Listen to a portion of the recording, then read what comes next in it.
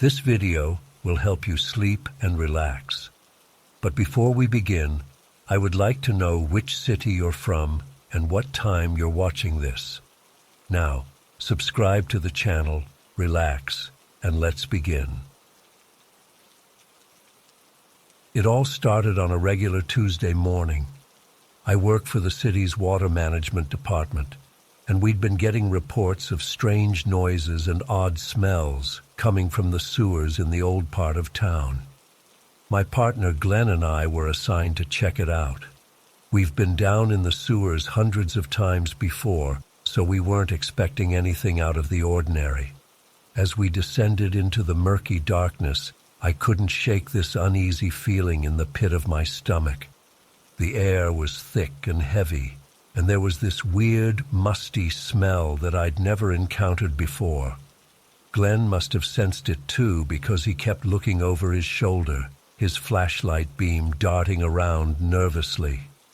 We'd been walking for about 20 minutes when we heard it, a low, rumbling growl that seemed to come from everywhere and nowhere at once. My heart started racing, and I could feel the hair on the back of my neck standing up. Glenn and I exchanged a look, both of us trying to hide our fear. That's when we saw him for the first time, old Sarge. He just appeared out of nowhere, this massive German shepherd with intelligent eyes and a graying muzzle. He didn't bark or growl, just stood there looking at us intently. There was something different about him. I can't explain it, but it felt like he was trying to tell us something. Before we could react, old Sarge took off down one of the tunnels. Without thinking, we followed him. It was like he was leading us somewhere specific. We rounded a corner and saw something that still gives me nightmares. There was a little boy, maybe 7 or 8 years old, lying in a pool of filthy water. His leg was trapped under a piece of fallen concrete, and he was barely conscious. The weird thing was, there was no way that kid should have been down there. The access points were all locked, and he was way too deep in the system for it to make any sense. Glenn and I sprang into action, lifting the concrete off the boy's leg. It was bad, swollen and discolored. We knew we had to get him out fast. As we were figuring out how to carry him, old Sarge appeared again, this time with a piece of wood in his mouth. It was perfect for making a splint. We worked quickly, stabilizing the boy's leg and getting ready to move him. That's when we heard it again, that bone-chilling growl, closer this time. Old Sarge's ears perked up, and he started growling back, positioning himself between us and whatever was making that sound. I've never seen anything move so fast. 1 second, the tunnel was empty, and the next, this thing was there. I can't even describe it properly. It was like a massive, writhing shadow with glowing red eyes and teeth that seemed too big for its mouth. The smell was overwhelming, like rotting flesh and sulfur. I froze, my mind unable to process what I was seeing. Glenn screamed, and that snapped me back to reality. Old Sarge launched himself at the creature, his teeth bared and hackles raised. It was like watching a regular dog fight a monster from a horror movie. While old Sarge kept the creature distracted, Glenn and I grabbed the boy and ran. We could hear the sounds of the fight echoing through the tunnels, growls and yelps mixing with that otherworldly roar. I was sure old Sarge was done for, but we couldn't stop. We made it to a ladder and started climbing, the boy on my back. Just as we reached the surface, I heard the sound of paws on concrete. Old Sarge bounded up behind us, looking no worse for wear.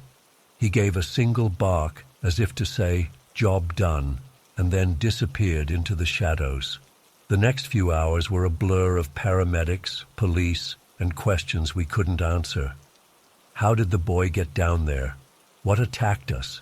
And who owned that dog? We told them everything, but I could see the disbelief in their eyes. They thought we were crazy or covering something up. The boy survived, thanks to old Sarge's quick thinking with the splint. But when we tried to explain about the dog, nobody believed us. The police checked all their K9 units, and none of them matched old Sarge's description. It was like he didn't exist. Over the next few weeks, reports started coming in from all over the city. Sewer workers and underground maintenance crews were telling stories about a mysterious German shepherd appearing out of nowhere to guide them away from danger or lead them to people who needed help. Every time, the dog would disappear before anyone could get a good look at him or figure out where he came from. Glenn and I went back down into the sewers multiple times after that, always on edge, always looking for signs of that creature. We never saw it again, but old Sarge showed up every single time. He'd appear at just the right moment to lead us away from unstable areas or guide us to spots that needed urgent repairs. The last time I saw old Sarge was about a month ago. Glenn and I were doing a routine check when part of the tunnel collapsed behind us, trapping us in a small section with water rising fast. We were sure we were done for. Then, like a miracle, old Sarge appeared, somehow squeezing through a gap we hadn't even noticed. He led us to an old maintenance shaft that wasn't on any of our maps, saving our lives once again. As we climbed to safety, I swear I saw old Sarge nod at us before melting away into the darkness. We haven't seen him since, but sometimes, when I'm down in those tunnels, I can feel his presence. It's comforting and unsettling at the same time. I've spent countless hours trying to make sense of it all. Was old Sarge some kind of guardian spirit? A ghost of a long-dead police dog still doing his duty? Or something else entirely? And what about that creature we saw? Was it real, or just a product of our fear and the oppressive darkness of the sewers? I don't have any answers, and I doubt I ever will. But I do know this. Whatever old Sarge is, he's out there watching over the dark places beneath our feet. And for that, I'm grateful. Because now, every time I descend into those tunnels, I know I'm not alone, and neither is anyone else who finds themselves in trouble down there. So if you're ever in the sewers and you see a graying German shepherd with wise eyes, don't be afraid. Follow him. Trust him. He might just save your life, like he saved mine. And if you do see him, give him a pat for me and tell him thanks. Old Sarge deserves that much at least.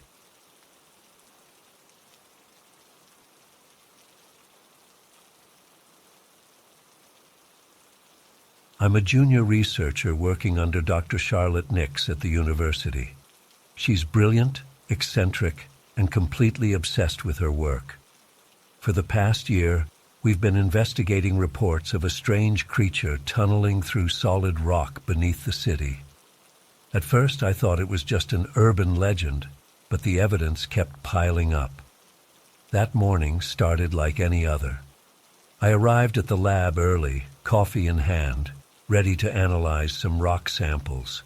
But when I walked in, Dr. Nix was in a frenzy, papers scattered everywhere, her wild gray hair even messier than usual. "We've cracked it," she exclaimed, barely looking up from her microscope. "The Pueblo bees, it's all connected." I had no idea what she was talking about, but that was pretty normal with Dr. Nix.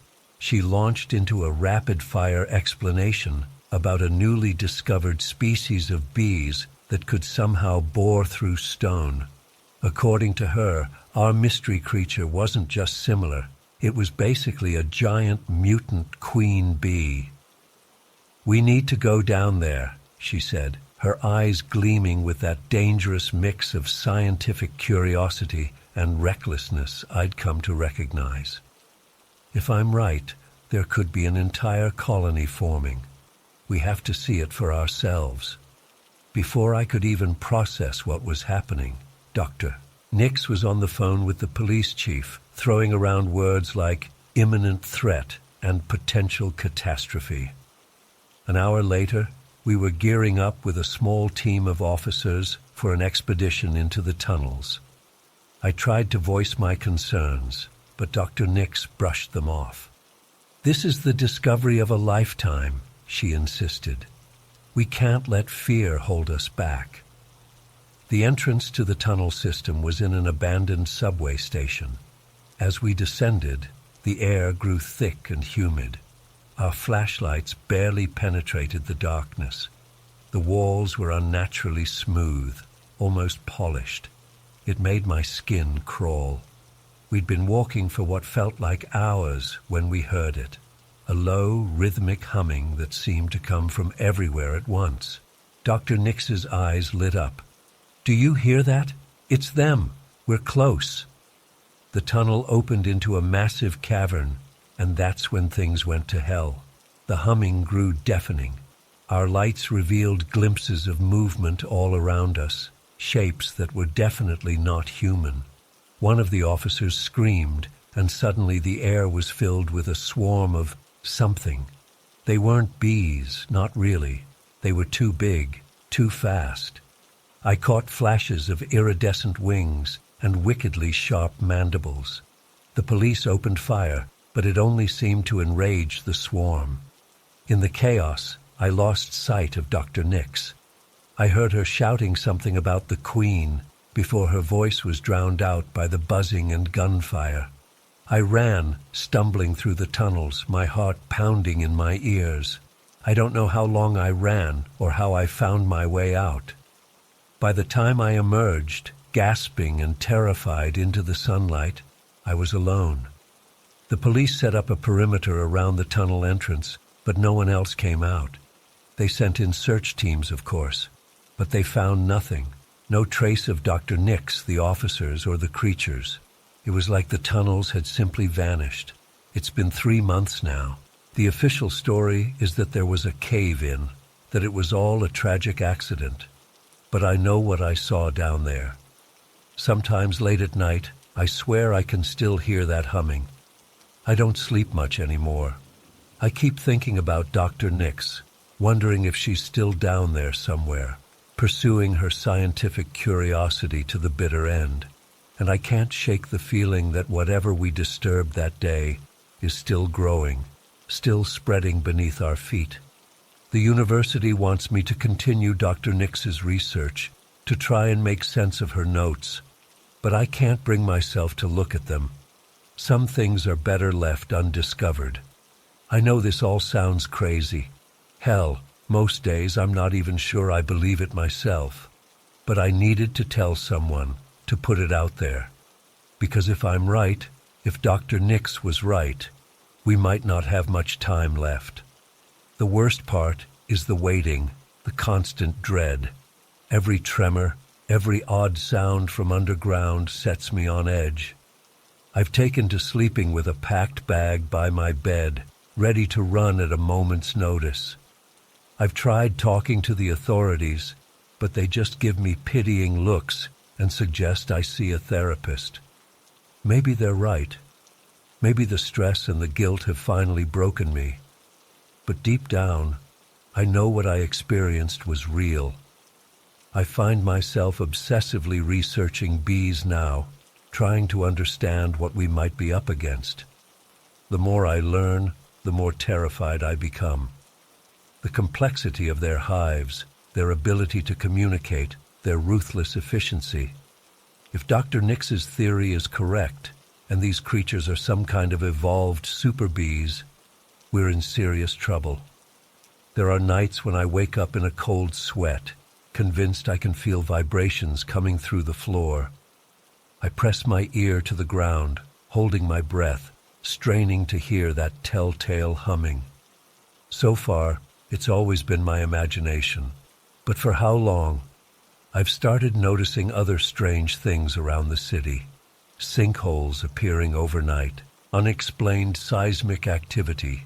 And just yesterday, I swear I saw something glinting in a crack in the sidewalk. Something that looked disturbingly like an oversized iridescent wing.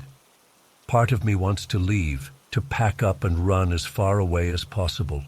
But I can't shake the feeling of responsibility. Dr. Nix brought me into this, and now she's gone. Someone needs to keep watch, to be ready to sound the alarm if, when, these things emerge. I've taken to wandering the city at night, following the subway lines, listening for any signs of activity beneath the streets. It's probably foolish, definitely dangerous, but I can't help myself. I need to know. The other day, I thought I caught a glimpse of Dr. Nix, just for a second, reflected in a shop window. When I turned around, there was no one there, but I could have sworn I saw her wild hair, her intense eyes, beckoning me towards a storm drain. Am I losing my mind? Or is there something more going on here? Are the creatures somehow influencing me, trying to lure me back down into their domain? Or is it just guilt and trauma playing tricks on me? I've started keeping a journal, documenting everything I see and hear. If something happens to me, I want there to be a record. Someone needs to know the truth. The worst part is the isolation. I can't talk to anyone about this. My colleagues at the university avoid me now, treating me like I'm fragile, broken.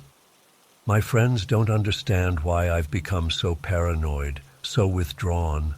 How can I explain to them that I'm terrified of what might be growing beneath our feet? Sometimes, in my darkest moments, I wonder if it wouldn't be better to just give in, to venture back into those tunnels and let whatever's down there take me. At least then I'd have answers. At least then this torturous waiting would be over. But then I think of Dr. Nix, of her passion and her courage. She wouldn't give up. She'd keep fighting, keep searching for the truth, no matter the cost. And so I'll keep going too, keep watching and waiting. I don't know what the future holds. I don't know if anyone will ever believe my story, but I know what I saw down there in the darkness, and I know that something is coming. I just hope that when it does, we'll be ready. For now, all I can do is stay vigilant, keep my eyes and ears open, and hope that I'm wrong about all of this. But deep down, in the pit of my stomach, I know I'm not. The humming is getting louder. The earth is trembling, and somewhere in the darkness beneath our feet, something ancient and terrible is stirring. God help us all when it finally wakes up.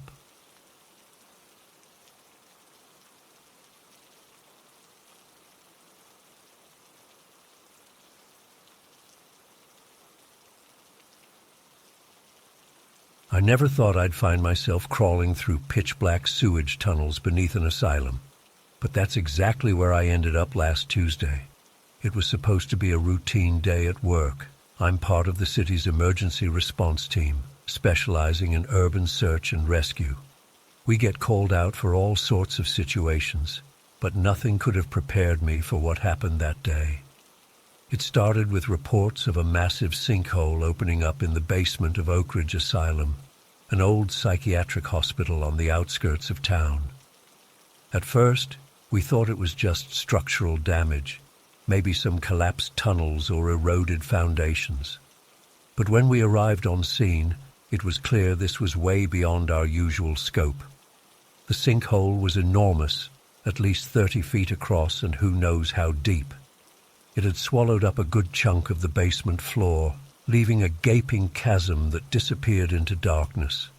What was worse, we soon learned that several patients and staff members were unaccounted for. The fear was that they had fallen in when the ground gave way. I teamed up with 3 police officers who were already on site, Booker, Diaz, and Pelton. They'd been first to respond when the initial 911 calls came in. Together, we geared up to head down into the sinkhole and see if we could locate any survivors. The descent was treacherous. We had to use ropes and harnesses to lower ourselves down, and the walls of the sinkhole were unstable, constantly showering us with dirt and debris. The deeper we went, the colder and damper it got. Soon, we found ourselves splashing through ankle-deep water. The stench was overwhelming, a mix of sewage, rot, and something else I couldn't quite place. Our flashlights barely penetrated the inky blackness. The beams would catch glimpses of old brick walls, rusted pipes, and things I'd rather not think about floating in the murky water. We called out periodically, hoping to hear a response from any survivors, but all we got back was the echo of our own voices and the constant drip of water. After what felt like hours of slogging through the tunnels, we came across the first body. It was one of the missing orderlies, his white uniform now stained brown and red. His face was, God, I still have nightmares about it. It looked like something had been gnawing on him. We radioed it in and marked the location, but we had to keep moving. There might still be people alive down here. That's when things started to get really weird. We began hearing noises, skittering sounds, like something large moving through the water just out of sight. At first, I thought it was just rats or maybe some kind of cave-in. But then Diaz swore she saw something move in her peripheral vision. We picked up the pace, our nerves on edge. The tunnels seemed to go on forever, branching off in all directions. It was like a maze down there, and I couldn't shake the feeling that we were being watched, hunted even. Suddenly, Booker let out a yell. Something had grabbed his leg and was trying to pull him under the water. We all rushed to help, but in the chaos and darkness, it was hard to see what was happening. I caught a glimpse of something pale and elongated, almost like a human arm, but wrong somehow. Too long, too many joints. We managed to pull Booker free, but he was badly shaken. His leg was torn up, deep gashes running from his ankle to his thigh. We patched him up as best we could, but it was clear he couldn't continue. Pelton volunteered to take him back to the surface while Diaz and I pressed on. The next hour was a blur of terror and adrenaline. We found more bodies, some of them patients in their hospital gowns, others staff members. All of them showed signs of violent attack, but it was unlike anything I'd ever seen before. The wounds were savage, but precise in a way that seemed almost surgical. We also started finding other things, strange markings on the walls, piles of bones that didn't look entirely human, and at one point, what looked like a nest made of shredded clothing and hair. The implications were terrifying, but we tried not to think about it. We had a job to do. Finally, we heard something, a faint cry for help. We followed the sound, our hearts racing. In a small chamber off the main tunnel, we found them, 3 patients and a nurse, huddled together on a small island of debris surrounded by dark water. They were alive, but barely. The nurse had done her best to keep them calm and tend to their injuries, but they were all in bad shape. Getting them out was a nightmare. Whatever was down there with us seemed to realize we were trying to escape. The noises grew louder, more frequent. Several times I swear I saw pale, elongated limbs reaching out from the shadows, trying to grab us. We were almost back to the main sinkhole when it happened. Something erupted from the water behind us, a mass of pale flesh and too many limbs. Diaz screamed and opened fire with her service weapon, the muzzle flashes illuminating a face that will haunt me for the rest of my life. It was like a human face that had been stretched and distorted, with too many eyes and a mouth full of needle-like teeth.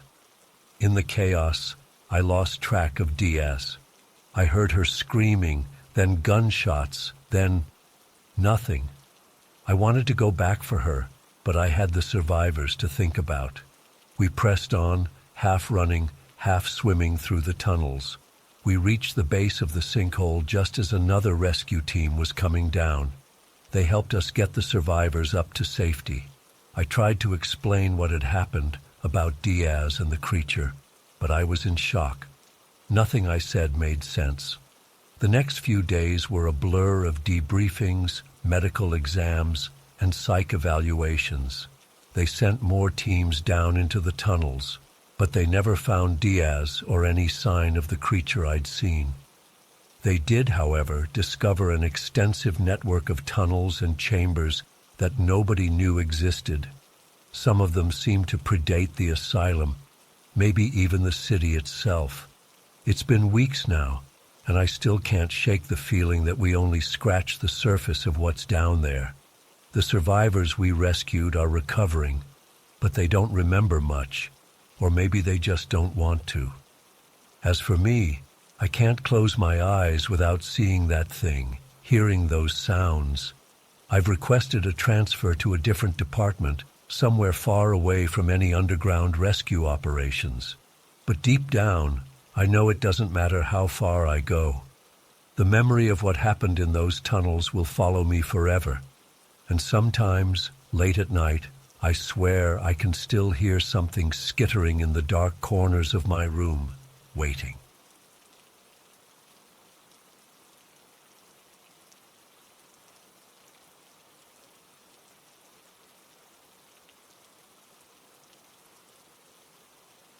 It all started on a typical Tuesday morning. I was having breakfast with my brother Chris, just like we did every day. We were close, always had been. But that day, something felt off. Chris seemed distracted, kept looking out the window like he was expecting someone. I didn't think much of it at the time. After breakfast, Chris said he was going for a walk in the woods behind our house. I had some work to catch up on, so I stayed home. Hours passed, and he didn't come back. I started to worry. It wasn't like him to be gone so long without saying anything. As the sun started to set, I decided to go look for him. The woods were getting dark, and an eerie silence hung in the air. I called out Chris's name, but there was no response. That's when I saw it, a trail of blood leading deeper into the forest. My heart racing, I followed the trail. The blood got thicker, more frequent. Then I saw him. Chris was lying on the ground, his body torn and mangled in ways I can't even describe. I rushed to him, but it was too late. He was gone. I don't remember much after that. I think I screamed. I might have passed out. The next thing I knew, I was being questioned by the police. They thought I had done it. Me? Kill my own brother? It was absurd, but they didn't believe me when I told them about the strange marks on his body, the way the trees around us seemed to bend inward, watching. Nobody believed me. Not the police, not the lawyers, not even our parents. They all thought I had snapped, killed Chris in some sort of psychotic break. I was sent to a psychiatric facility, diagnosed with all sorts of mental disorders. Delusional, they said. Dangerous. The days in that place blurred together. I was medicated, attended therapy sessions, but nothing helped. How could it? I knew what I saw, what I experienced. It wasn't in my head. Something had killed Chris, something not human, and I was powerless to convince anyone. Months passed, maybe a year. I'm not sure. Time loses meaning when you're locked up, when everyone thinks you're crazy. But slowly, things started to change. A new doctor arrived at the facility, Dr. Glenn. He was different from the others. He listened, really listened, when I told my story. At first, I thought he was just humoring me, but then he started asking questions, specific questions about that day, about the woods, about the strange marks on Chris's body. He believed me, or at least he didn't immediately dismiss me as delusional. With Dr. Glenn's help, I started to piece together what happened that day. We researched similar incidents, looked into local legends, anything that might explain what I saw. It wasn't easy. Many times I wanted to give up, to accept that maybe I was crazy after all. But Glenn pushed me, encouraged me to keep digging. As we uncovered more information, a pattern emerged. There were other cases, not many, but enough to show that what happened to Chris wasn't an isolated incident. Something was out there, something that had been killing people for years, maybe centuries. Gradually, with medication and therapy, I started to improve. The nightmares became less frequent, the panic attacks less severe. I was eventually released from the facility, but my work with Glenn continued. We became a team dedicated to understanding and stopping whatever had killed Chris. That's when we met you. You came to us with your own story, your own encounter with the creature. At first, I was skeptical. After years of not being believed, I found it hard to trust anyone's story but my own. But as you shared more details, I realized you were telling the truth. You had seen it too. Working together, we've made progress. We've gathered more evidence, talked to more witnesses. But we're still far from understanding what this thing is or how to stop it. Some days, the weight of it all becomes too much. The guilt of not being able to save Chris. The frustration of knowing the truth, but being powerless to prove it to the world. But then I remember why we're doing this. For Chris, for all the other victims, and for those we might be able to save in the future. It's not easy. There are days when I wake up, and for a moment, I forget. I think I'll see Chris at the breakfast table, ready to start another normal day. Then reality crashes back, and the pain is as fresh as it was that day in the woods. This creature, whatever it is, has taken so much from me. My brother, my freedom, my peace of mind. But I won't let it win. I can't. Chris deserves justice, and if I have to spend the rest of my life hunting this thing, I will. I know how this sounds. If someone had told me this story years ago, I would have thought they were insane. Hell, there are still days when I question my own sanity. But I know what I saw, what I experienced. And now, with Glenn and you, I'm not alone anymore. We're close to something. I can feel it. Each day brings us closer to understanding what we're dealing with. It's dangerous work. There have been close calls, moments when I thought we might be the next victims. But we can't stop now. We owe it to Chris, to all the victims, to keep going. I don't know how this will end. Maybe we'll find a way to stop this creature. Maybe we'll fail. But at least now I'm doing something. I'm not that helpless person who couldn't save his brother anymore. I'm fighting back. So that's my story. It's not over yet, not by a long shot.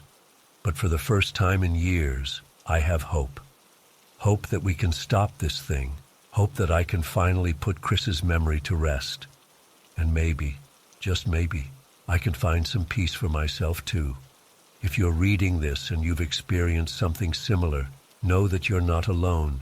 There are others out there who will believe you, who will help you. Don't give up. We're out here, and we're fighting. For all of us.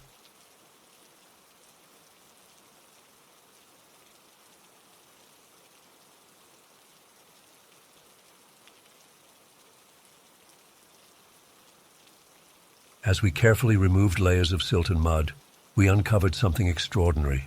A massive stone statue unlike anything I'd ever seen before. It was easily 15 feet tall, depicting some kind of monstrous creature with multiple limbs and a grotesque alien-like face. The craftsmanship was incredible, with intricate carvings covering every inch of its surface. My supervisor, Dr. Ramirez, was ecstatic.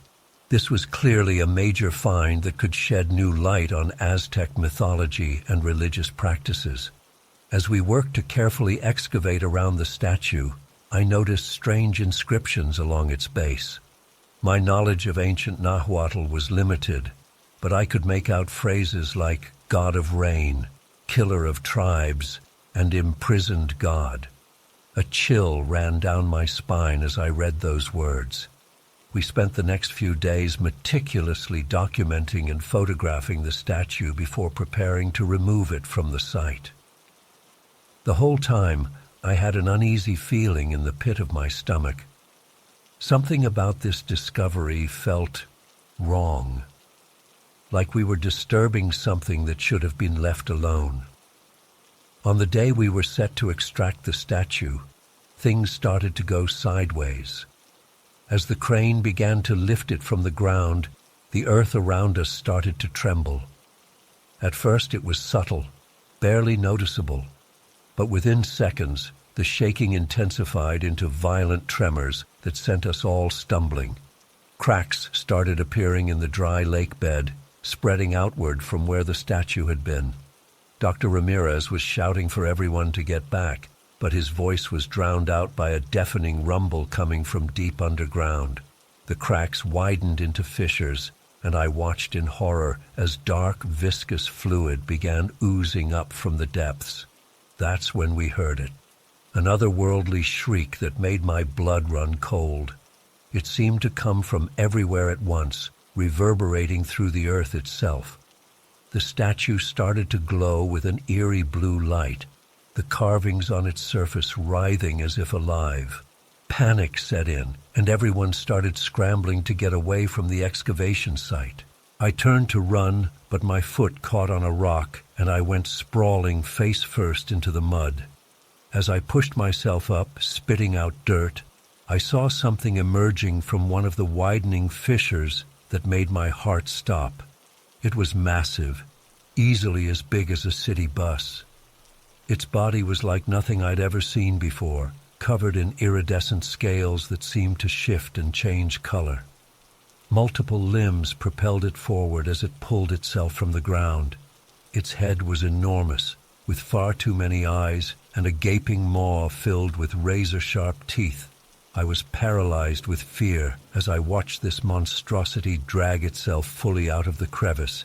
It let out another bone-chilling shriek, and I clamped my hands over my ears, squeezing my eyes shut. When I opened them again, the creature had begun to move with shocking speed, burrowing into the earth and leaving a massive tunnel in its wake. Screams filled the air as it tore through our camp, destroying equipment and vehicles. I saw several of my colleagues disappear into newly formed sinkholes as the ground collapsed beneath their feet.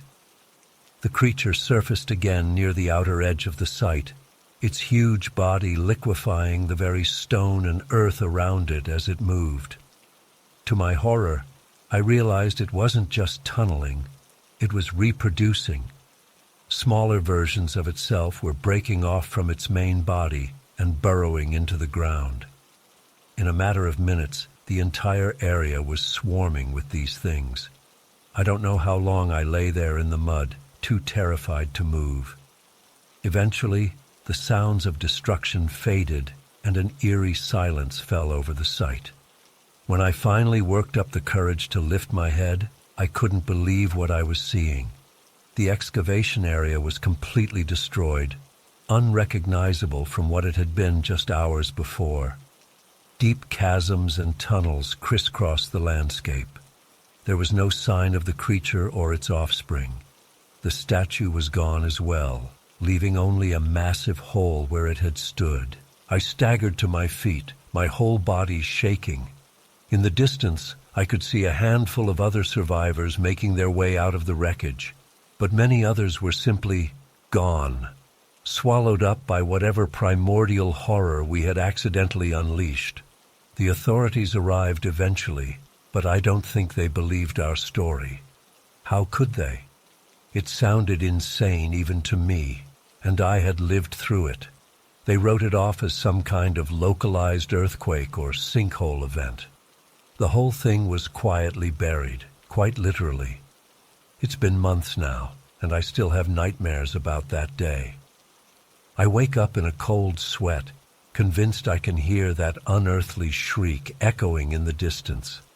I've pored over every scrap of information I can find about Aztec mythology and local legends, desperate for some explanation of what we encountered.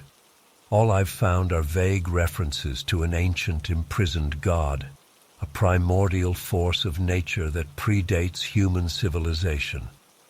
The few surviving inscriptions from the statue spoke of a creature with the power to reshape the very earth, to birth armies from its own flesh, a being so terrifying that ancient peoples joined forces to trap it deep underground, sealing it away with powerful magic.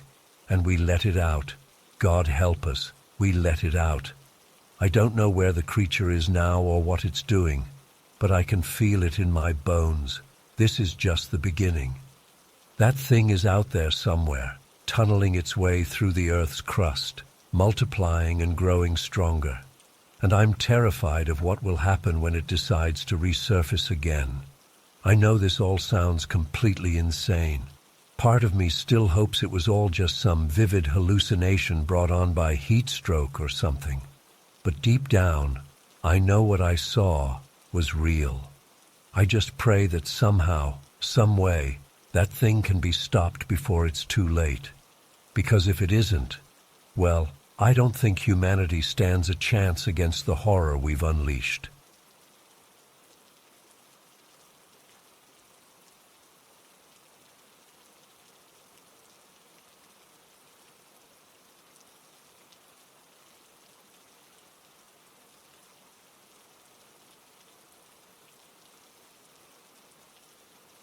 I heard whispers about Marv for years, the criminal who supposedly lived in the sewers, emerging from manholes to commit his crimes before vanishing back underground. Most people dismissed it as an urban legend, but my grandfather always swore it was true. He claimed to have seen Marv with his own eyes back in the 70s. As I walked down the deserted street, I noticed something odd about the snow covering the sidewalk. There were faint indentations, almost like footprints, leading from a nearby manhole cover. My heart started racing as I examined them more closely. They were definitely human footprints, but there was something off about them. The stride was too long, the shape slightly distorted. I quickened my pace, suddenly eager to get home and out of the cold night air. But as I hurried along, I couldn't stop glancing over my shoulder. The streetlights cast long shadows, and every dark alley seemed to conceal some lurking threat. About a block from my apartment, I heard a strange scraping sound behind me. I spun around, my pulse pounding in my ears. Nothing, just the empty, snow-covered street stretching out behind me. But wait, was that manhole cover always slightly askew? I could have sworn it had been firmly in place when I walked past it moments ago. I practically ran the rest of the way home, fumbling with my keys as I rushed inside and locked the door behind me. I tried to tell myself I was being ridiculous, letting an old urban legend get to me. But I couldn't shake the feeling of unease. Over the next few weeks, I found myself obsessing over the Manhole Marv stories. I scoured old newspaper archives and online forums, piecing together the fragments of the legend. Apparently, it all started back in the late 60s. Marv was allegedly a small-time crook who stumbled upon the perfect hideout, the vast network of sewers and tunnels beneath the city. He would emerge at night to commit burglaries and muggings before retreating underground where the police couldn't follow.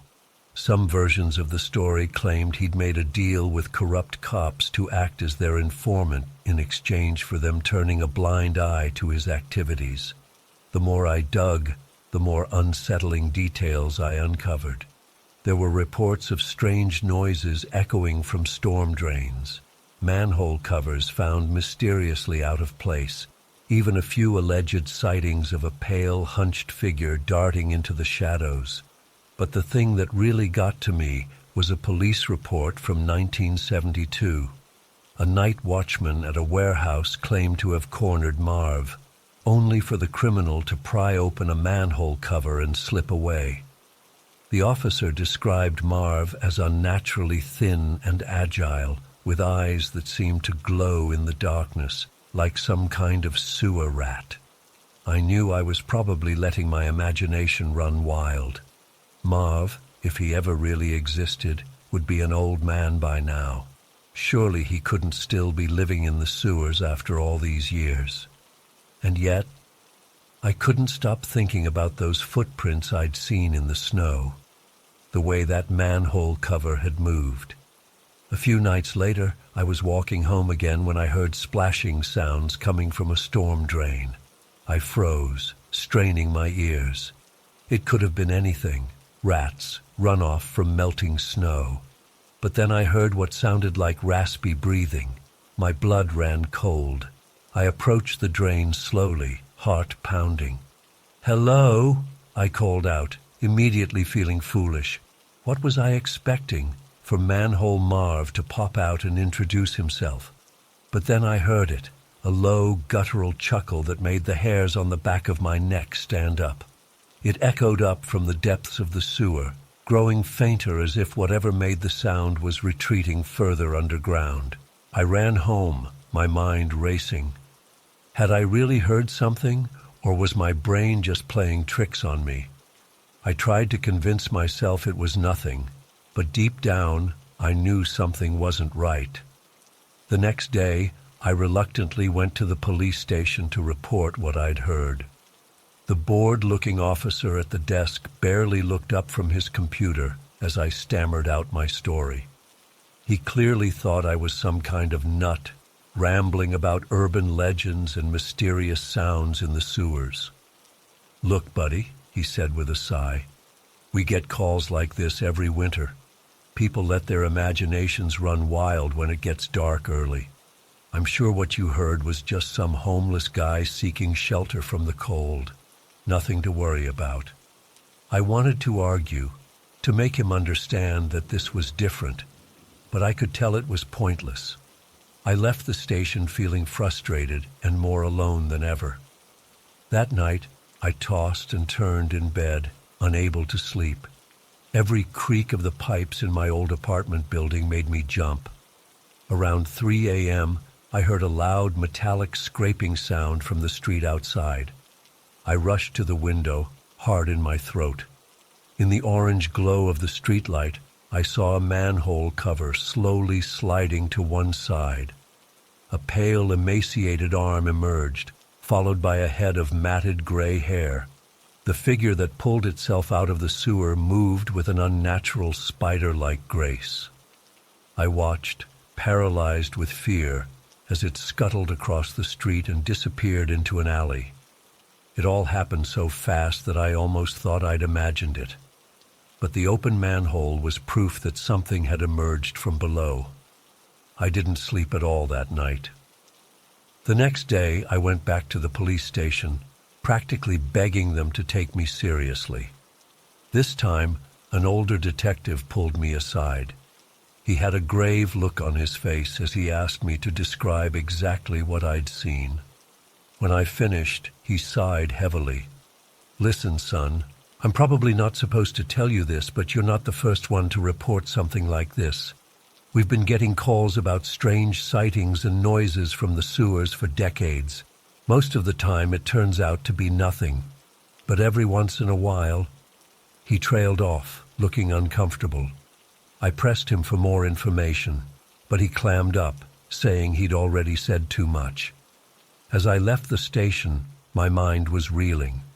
So the police did know something about Manhole Marv. But how much? And why were they keeping it quiet? Over the next few weeks, I became obsessed. I spent hours poring over city maps, tracing the paths of sewer lines and storm drains. I staked out manholes at night, hoping to catch another glimpse of the mysterious figure. My friends started to worry about me, saying I looked exhausted and paranoid. Then, one night, it happened again. I was huddled in the shadows across from a manhole I'd been watching for days. Around midnight, I heard that telltale scraping sound. The cover shifted, and out climbed the pale, twisted form I'd seen before. This time, I was ready. I had my phone out, recording as the figure emerged fully from the sewer.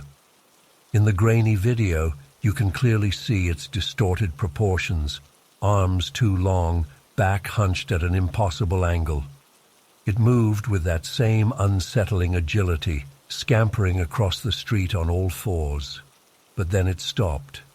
Slowly, it turned its head toward me. Even through the phone screen, I could see its eyes gleaming in the darkness. A wide, unnatural grin split its face. I dropped the phone, stumbling backward in terror. By the time I gathered my wits and looked again, the thing was gone. The manhole cover was back in place as if nothing had happened. I went straight to the police station, still shaking. I thrust my phone at the detective, insisting he watch the video. But when we played it back, the screen was just static. Whatever I'd captured had somehow corrupted the file. The detective gave me a long, hard look. "Son," he said quietly, "I think it's time you let this go. For your own good. Some things are better left alone." I wanted to argue, to insist that we had to do something. But the look in his eyes stopped me cold. It wasn't disbelief or condescension. It was fear. Real, bone-deep fear. I left the station in a daze. As I walked home, I found myself looking at the city with new eyes. The streets suddenly seemed darker, the shadows deeper. Every manhole cover I passed made me flinch. That was 3 months ago. I haven't seen Manhole Marv since that night.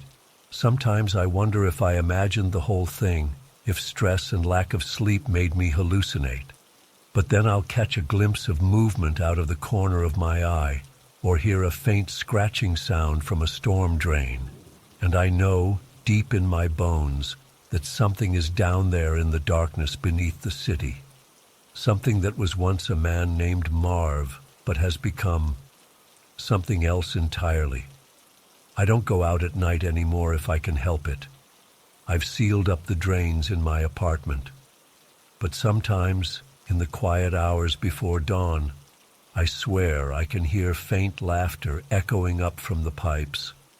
And I wonder how long it will be before Manhole Marv emerges again.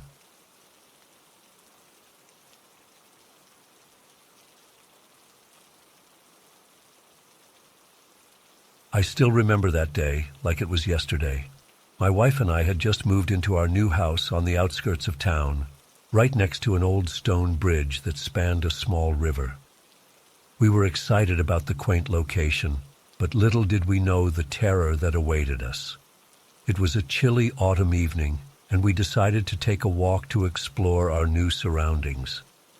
As we approached the bridge, I noticed a small metal hatch on the side. Curiosity got the better of me, and I decided to investigate. To my surprise, it opened easily, revealing a narrow staircase leading down into darkness. "Hey, check this out," I called to my wife. She came over, peering down into the gloom with a mix of interest and apprehension. "Should we go down?" she asked hesitantly. I nodded, feeling a rush of excitement. "Why not? It's probably just some maintenance area." Pulling out our phone flashlights, we carefully descended the steep metal stairs. The air grew damp and musty as we went deeper. After about 20 steps, we emerged into a circular chamber about 15 feet in diameter. The walls were rough stone, and I could hear the faint rush of water somewhere below.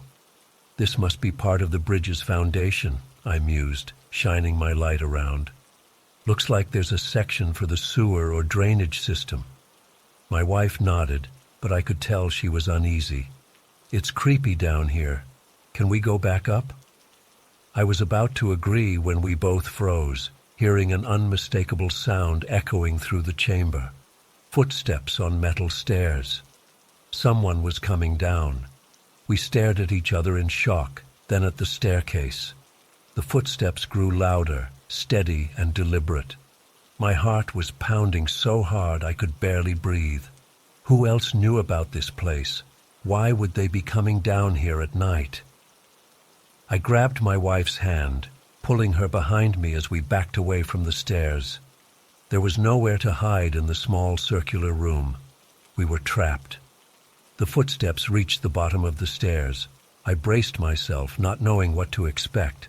But as the seconds ticked by, no one appeared. "Hello?" I called out, my voice shaking. No response. Confused and terrified, I edged closer to the staircase, my wife clinging to my arm. I shone my light up the stairs, but they were empty. There was no sign of anyone. "What the hell?" I muttered, thoroughly perplexed. "We both heard that, right?" My wife nodded, her face pale. Clear as day, someone came down those stairs, but that was impossible. We were in a completely enclosed space with only one entrance. There was nowhere for anyone to go or hide. Yet we had undeniably heard footsteps descending the entire way down. A chill ran down my spine as I realized there was no logical explanation for what we'd just experienced. "Let's get out of here," I said, trying to keep my voice steady. We hurried up the stairs, constantly looking over our shoulders. I half expected to see someone following us, but the stairway remained empty. As soon as we reached the top, I slammed the hatch shut and latched it securely. Standing in the cool night air, we looked at each other in disbelief. "What just happened?" my wife asked, her voice barely a whisper. I shook my head, unable to process it. "I don't know, but we both heard it." We practically ran back to our house, locking the door behind us. That night, we barely slept, jumping at every little sound. I kept replaying the incident in my mind, trying to come up with a rational explanation. Maybe it was an echo or some kind of auditory illusion caused by the chamber's acoustics. But deep down, I knew that wasn't it. The footsteps had been too clear, too distinct. The next morning, I decided to investigate further. I went back to the bridge alone, determined to solve the mystery in the light of day. But when I reached the spot where the hatch had been, my blood ran cold. It was gone. I searched every inch of that bridge, but there was no sign of the entrance we'd found the night before. It had vanished without a trace, as if it had never existed. Confused and more than a little freaked out, I went to the local library to research the bridge's history.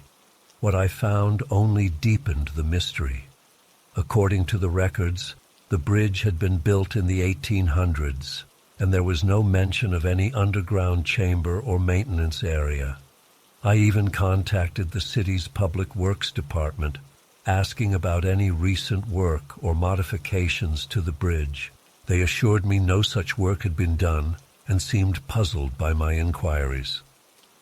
As the days passed, I became obsessed with understanding what had happened that night. I spent hours at the bridge, examining every inch of its structure.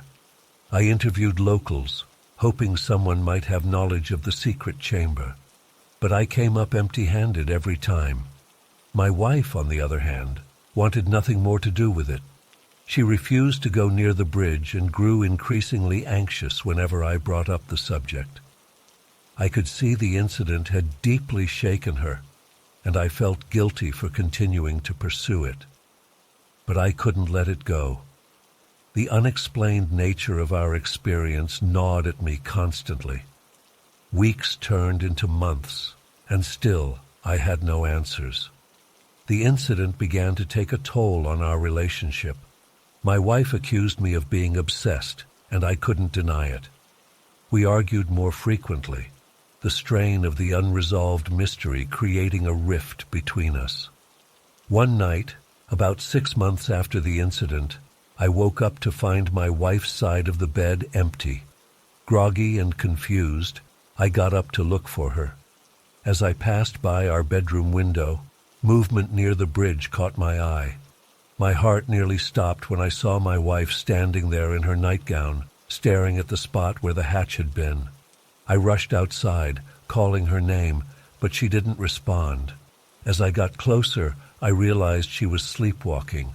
Gently, I guided her back to the house, my mind racing. Had she been dreaming about that night? Was the incident affecting her subconscious more than I'd realized? When I woke her up inside, she was disoriented and had no memory of going to the bridge. The event shook us both, forcing us to confront the lingering impact of our strange experience. The next day, we had a long, honest conversation. We both admitted how much the incident had affected us and agreed that we needed to find a way to move past it. We decided to see a therapist, both individually and as a couple, to work through our feelings and fears. It wasn't easy, but over time, we began to heal. We focused on rebuilding our relationship and creating new, positive memories in our home. We even started taking walks again, though we always gave the bridge a wide berth. Years have passed since that night, and we've never experienced anything like it again. The hatch never reappeared, and we never heard those phantom footsteps again. But the memory of that night still lingers, a reminder of an encounter we can't explain. To this day, I don't know what really happened in that underground chamber. Was it a ghost? A glitch in reality? Some kind of shared hallucination? I've considered every possibility, but none seem to fit perfectly. Sometimes, late at night, I still find myself staring out the window at that bridge, wondering about the secrets it might hold. But I've learned to live with the uncertainty, to accept that some mysteries may never be solved.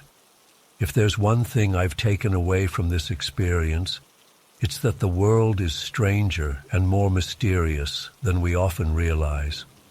There are things out there that defy explanation, that challenge our understanding of reality. And sometimes, the best we can do is acknowledge the mystery and learn to coexist with it. So if you're ever crossing an old bridge and come across a mysterious hatch, think twice before opening it. You never know what you might find, or what might find you.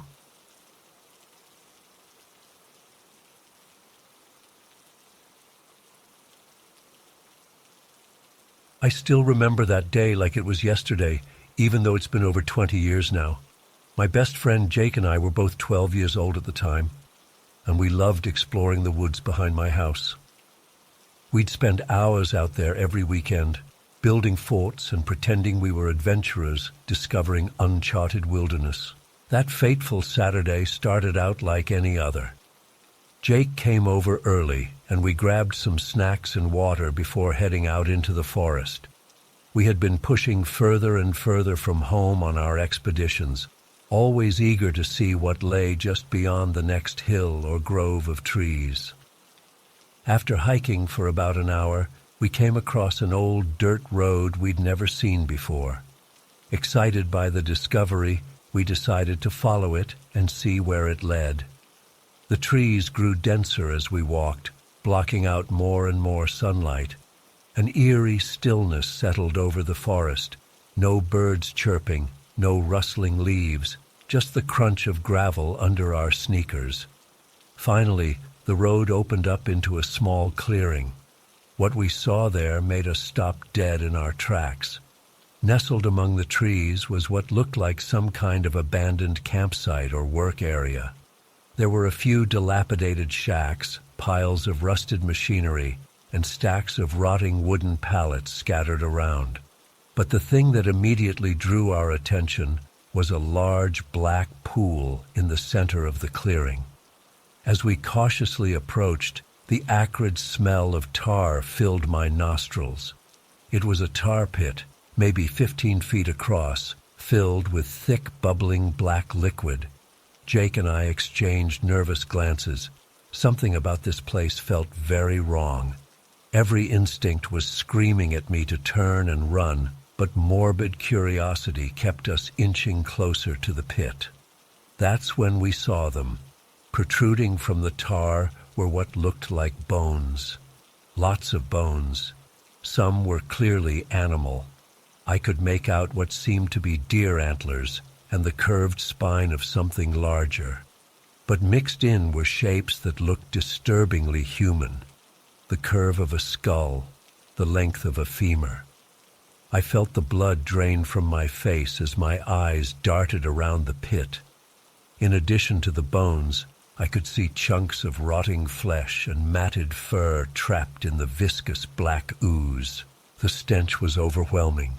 a sickly mixture of tar, decay, and something I couldn't identify but that made my stomach churn. Jake suddenly grabbed my arm, his face pale. "Dude, we need to get out of here, now." I nodded mutely, too shocked to speak. We turned to leave, but something made me glance back one last time. That's when I saw it. A human hand reaching up from the depths of the pit, as if grasping for help that would never come. I let out a strangled yelp and took off running, Jake right behind me. We didn't stop until we had put a good mile between us and that nightmarish place. Gasping for breath, we tried to make sense of what we'd seen. Part of me wanted to convince myself it was just our imaginations running wild, that there was a logical explanation. But I knew deep down that what we witnessed was very, very real. We swore to each other that we'd never go back there again. But of course, that's not how the story ends. For the next week, I was plagued by vivid nightmares of that tar pit and the horrors it contained. I'd wake up in a cold sweat, the image of that reaching hand seared into my mind.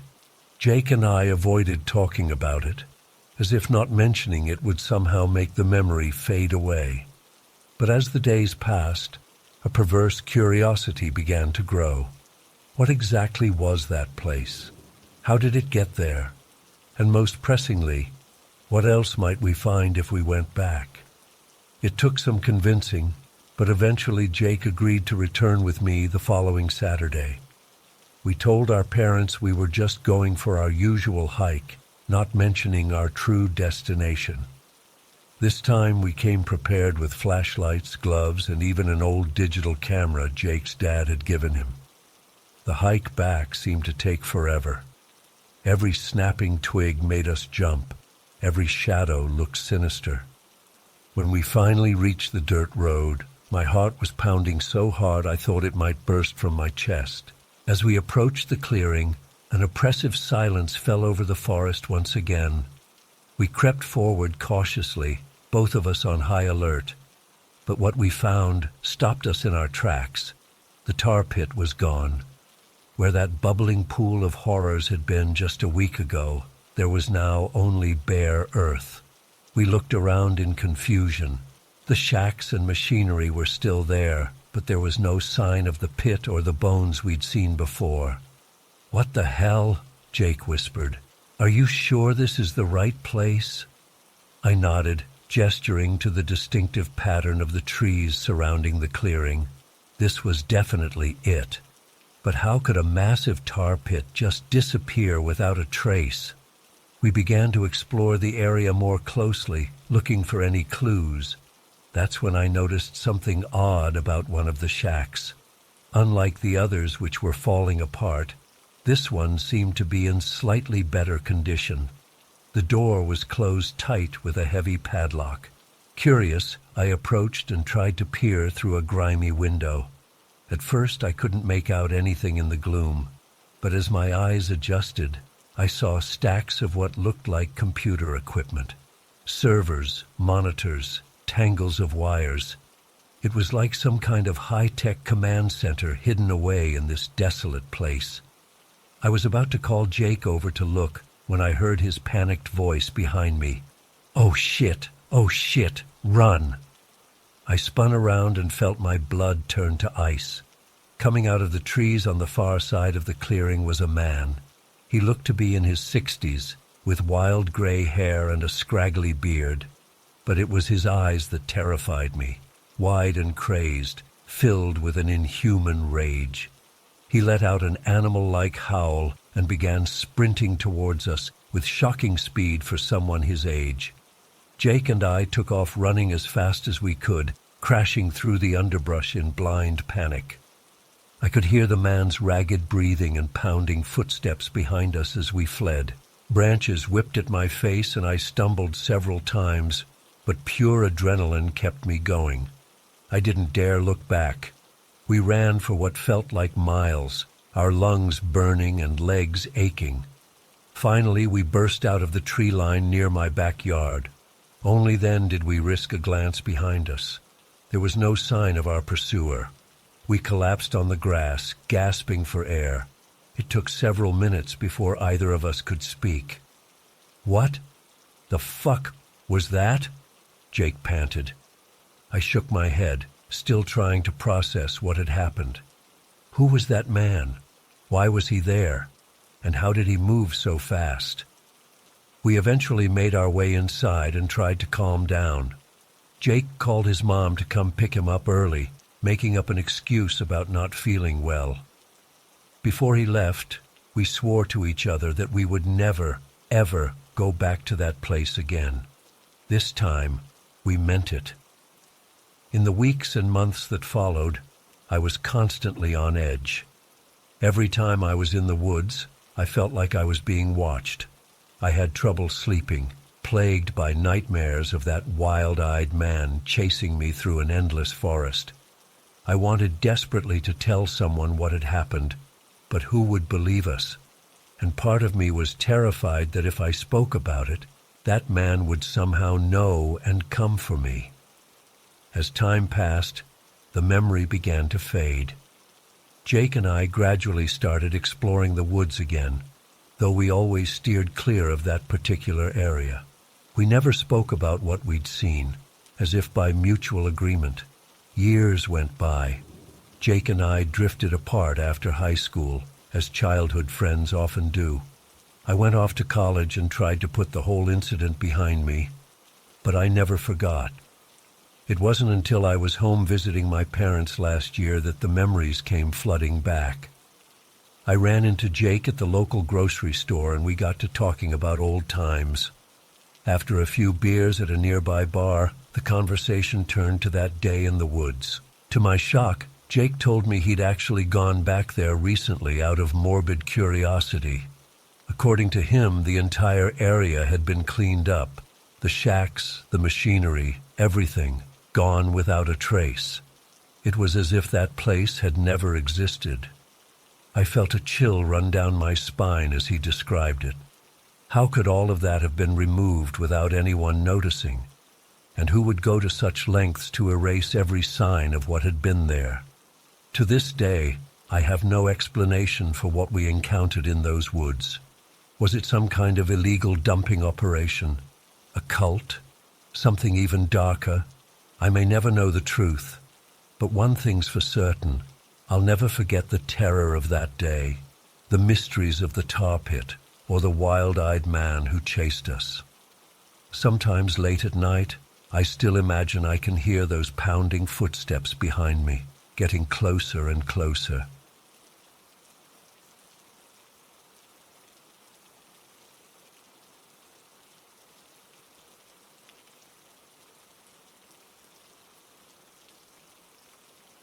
It was a typical Friday evening, and I was walking home from the pub after having a few pints with my mates.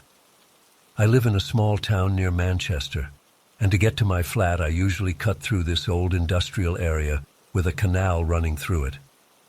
It's a bit creepy at night, all abandoned warehouses and rusty machinery, but I've walked that route dozens of times without incident. That night, though, something felt off right from the start. The air was unusually still and heavy, like right before a thunderstorm. But the sky was clear, too clear actually. I remember thinking how strange it was that I couldn't see a single star, even though I was away from the city lights. As I approached the canal, I got this overwhelming urge to turn back. Every instinct was screaming at me to go another way, but I ignored it, telling myself I was being silly. It was just the beers making me paranoid, right? I quickened my pace as I reached the towpath alongside the water. The only sound was my footsteps echoing off the brick walls. I kept my eyes fixed straight ahead, not wanting to look at the inky black surface of the canal. Something about it just seemed wrong. I was about halfway along when I saw a figure up ahead, standing perfectly still right at the water's edge. My heart started racing immediately. Who the hell would be hanging out here at this time of night? As I got closer, I could make out more details. It was tall and thin. unnaturally so, like someone had taken a normal person and stretched them out. And its proportions were all wrong. The arms were too long, dangling almost to the ground. The head was oddly shaped, sort of elongated and bulbous. Every fiber of my being was telling me to run, but for some reason I kept walking towards it. It was like I was in a trance, unable to look away or change course. When I was about 20 feet away, it slowly turned to face me. I'll never forget that moment as long as I live. Its face, Christ, I don't even know how to describe it. It was like a crude approximation of human features, but distorted and blurry, like looking at a face underwater. The eyes were just empty black voids. My legs felt like jelly. I wanted to bolt, but I was frozen to the spot. We just stood there staring at each other for what felt like an eternity. Then it spoke. The voice was raspy and hollow, like wind blowing through an empty pipe. "Got a cigarette, mate?" Those words snapped me out of my paralysis. I stammered something like, sorry, don't smoke," and started backing away. But with each step I took, it seemed to get closer, even though I could swear it wasn't moving. That's when I noticed the smell. At first I thought it was just the usual canal stink of stagnant water and rotting plants. But this was different, a sickly sweet odor that made my stomach churn. It reminded me of when I found a dead fox in my garden as a kid, all bloated and crawling with maggots. The thing kept asking for a cigarette, over and over, its voice getting more distorted each time. The smell was overwhelming now, and I felt like I was going to vomit. I don't know what finally broke the spell, but suddenly I was able to move again. I turned and ran faster than I've ever run in my life. I could hear splashing behind me, like something was coming out of the water, but I didn't dare look back. I didn't stop running until I reached my flat. I slammed the door shut and collapsed on the floor, gasping for air. It took me a good 20 minutes to stop shaking enough to stand up.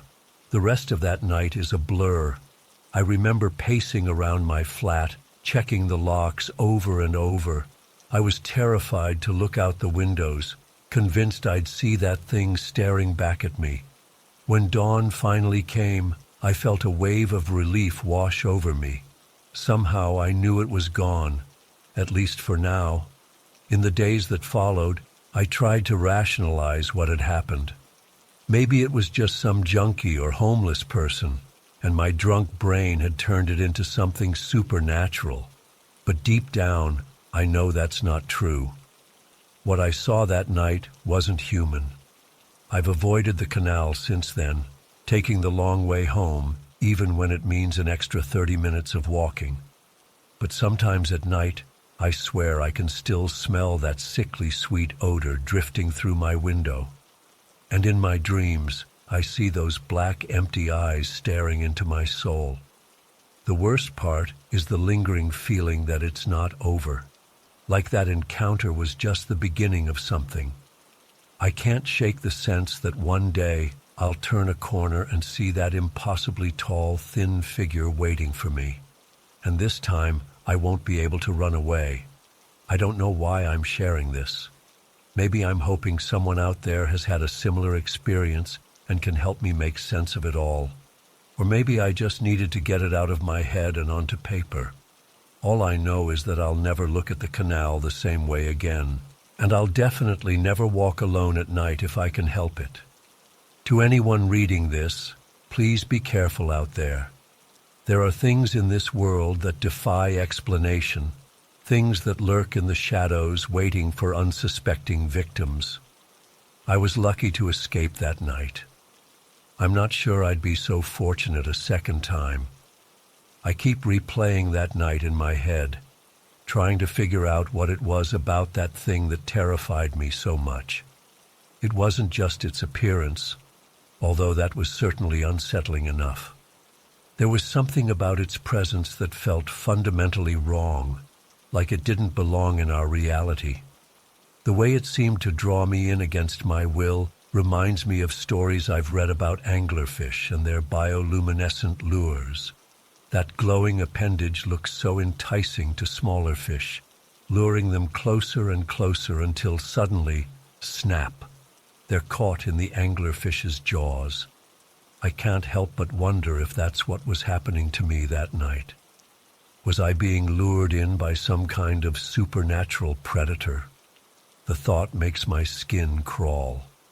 Since that night, I've become borderline obsessed with researching similar encounters. I've spent countless hours scouring forums and message boards, looking for any stories that might shed some light on what I experienced. I found a few accounts that seem similar, people describing unnaturally tall, thin figures lurking near bodies of water at night. But nothing that matches exactly what I saw. One thing that keeps nagging at me is the cigarette request. Why would an otherworldly entity ask for something so mundane? Was it just mimicking human behavior to try to put me at ease? Or is there something significant about cigarettes that I'm missing? I've also been plagued by vivid nightmares ever since that night. In them, I'm back at the canal, but this time I can't run away. The thing grabs me with its impossibly long arms and drags me into the water. As I sink deeper and deeper, I see hundreds of pale, bloated faces staring up at me from the murky depths. I always wake up gasping for air, drenched in sweat. My friends have noticed the change in me. They keep asking why I seem so on edge lately, why I refuse to go out after dark. I've thought about telling them the truth, but I know they wouldn't believe me. Hell, I'm not sure I believe it myself sometimes, but then I'll catch a whiff of that sickeningly sweet smell or glimpse a tall, shadowy figure out of the corner of my eye, and I know it wasn't just a dream or hallucination.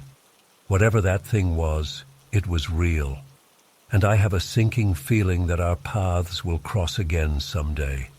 To anyone reading this who's experienced something similar, please reach out. I need to know I'm not crazy, that there are others out there who have seen these things that shouldn't exist. And to everyone else, please be careful. There are monsters in this world, hiding in plain sight. Don't let yourself become their prey. I'm not sure how to end this. Part of me hopes that by sharing my story, I'll somehow exorcise this experience from my mind. But I know that's wishful thinking. The memory of that night at the canal will stay with me forever, a constant reminder that the world is far stranger and more dangerous than we realize. All I can do now is stay vigilant and hope that if I ever encounter that thing again, I'll be prepared. But deep down, I know that's unlikely. How can you prepare for something that defies all logic and reason? All I can do is share my story and hope that it helps someone else avoid a similar fate. So please, be careful out there. And if you're ever walking alone at night and see a tall, thin figure asking for a cigarette, run. Run as fast and as far as you can. Don't look back, and pray it doesn't follow you home.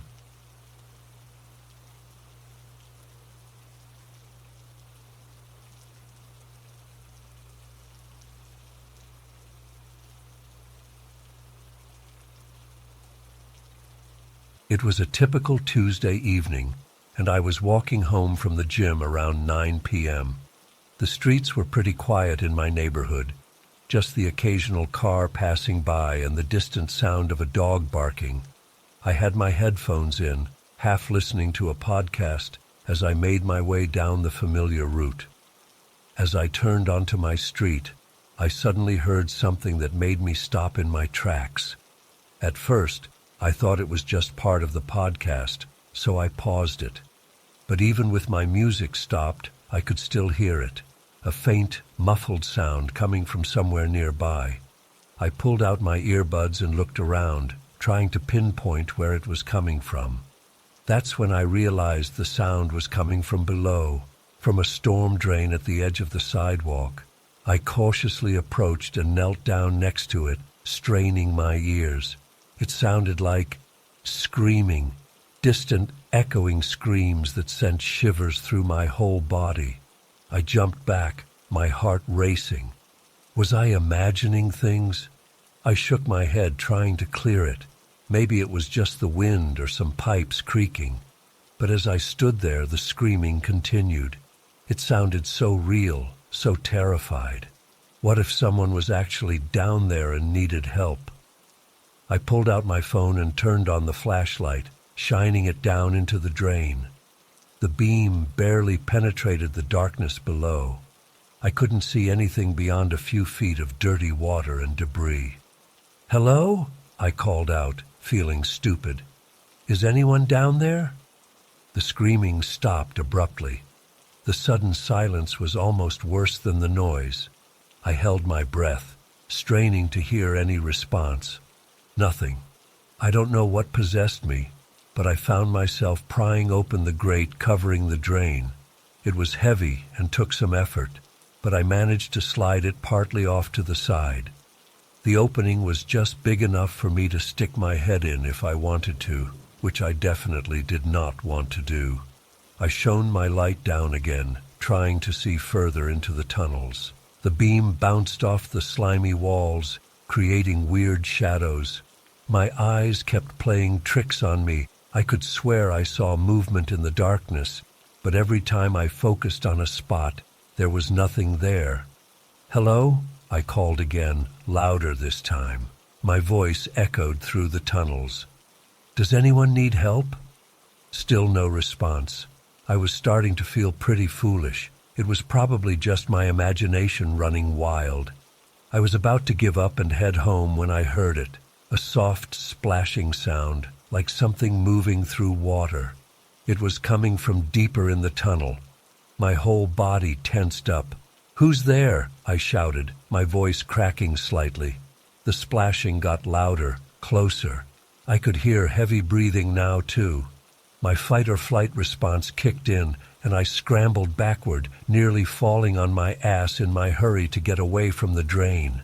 That's when I saw it, just for a split second, illuminated by my wildly swinging phone light, a pale, elongated face peering up at me from the drain.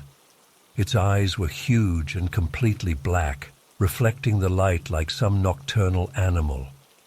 Before I could even process what I was seeing, it vanished back into the darkness with inhuman speed. I let out a strangled yell and bolted. I ran all the way home, not daring to look back. I slammed and locked my door behind me, then collapsed on the floor, gasping for breath.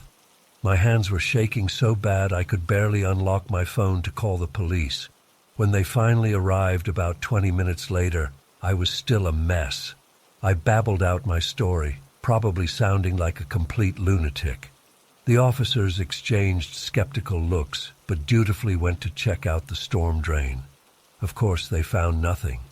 The grate was closed tight. I guess in my panic I'd somehow managed to slide it back into place without realizing. There were no signs of disturbance, no mysterious footprints or other evidence. They shone their high-powered flashlights down into the tunnels, but saw only normal sewer stuff. I insisted on what I'd seen and heard, but I could tell they didn't believe me. One of them gently suggested that maybe I was just tired and my mind was playing tricks on me. They said they'd file a report, but that there wasn't much else they could do without any concrete evidence of a crime or someone in danger. I barely slept that night, or for several nights after. I kept replaying the incident in my head, questioning my own sanity. Had I really seen and heard all that? Or was it just an overactive imagination combined with exhaustion? But I know what I experienced. That face I saw, it wasn't human. The way it moved, those eyes, it still gives me nightmares. I've done some research since then, looking into local urban legends and unexplained phenomena. I found a few vague stories about strange noises and sightings in the sewers, but nothing concrete. I've also become a bit obsessed with that storm drain. I find myself walking by it almost daily, half hoping and half dreading that I'll hear or see something again. But it's always silent now, maddeningly normal. I've thought about trying to go down there myself to investigate further. I even bought some waterproof boots and a powerful flashlight. But every time I work up the courage, I chicken out at the last minute. What if I actually found something down there? What would I do? And worse, what if it found me? So for now, I just live with this gnawing uncertainty. I jump at every unexpected noise. I avoid going out alone at night. I peer suspiciously into every dark corner and drain opening. My friends think I'm becoming paranoid, but they don't understand. They didn't see what I saw. I keep telling myself that there has to be a logical explanation. Maybe it was some kind of large rodent or a trick of the light. Maybe I dozed off while walking and had some kind of waking nightmare. But deep down, I know the truth. There's something down there in those tunnels, something that shouldn't exist. And sometimes, late at night when the house is quiet, I swear I can still hear those distant, echoing screams. I don't know if I'll ever get answers, or if I even want them. Part of me hopes I imagined the whole thing, that I'm just going a little crazy, because the alternative, that there really are monsters lurking just beneath our feet, is too terrifying to contemplate. All I know is that I'll never look at a storm drain the same way again. And if you're ever walking alone at night and hear strange noises coming from below, my advice is to keep walking. Don't look down. Don't investigate. Just get somewhere safe and well lit as fast as you can, because you never know what might be looking back up at you from the darkness.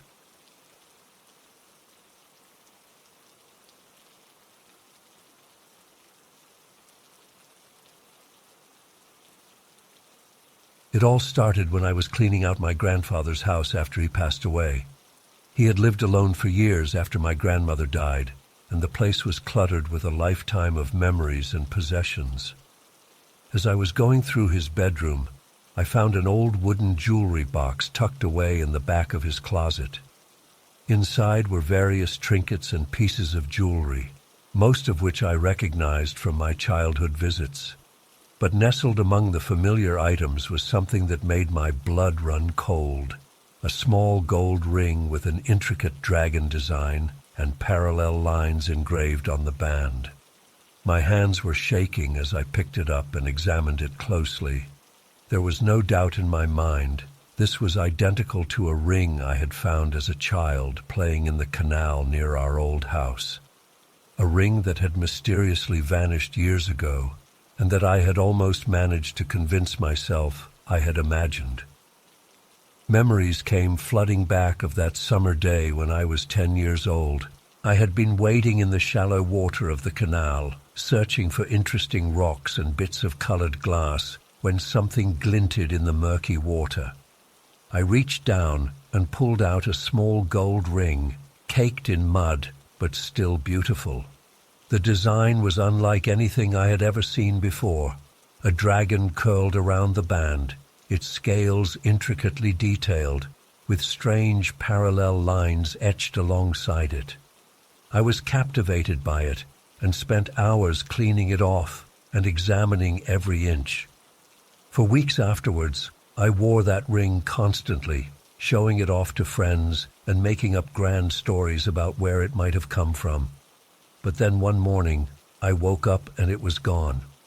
I tore apart my room searching for it, retraced my steps from the day before, but it had simply vanished without a trace.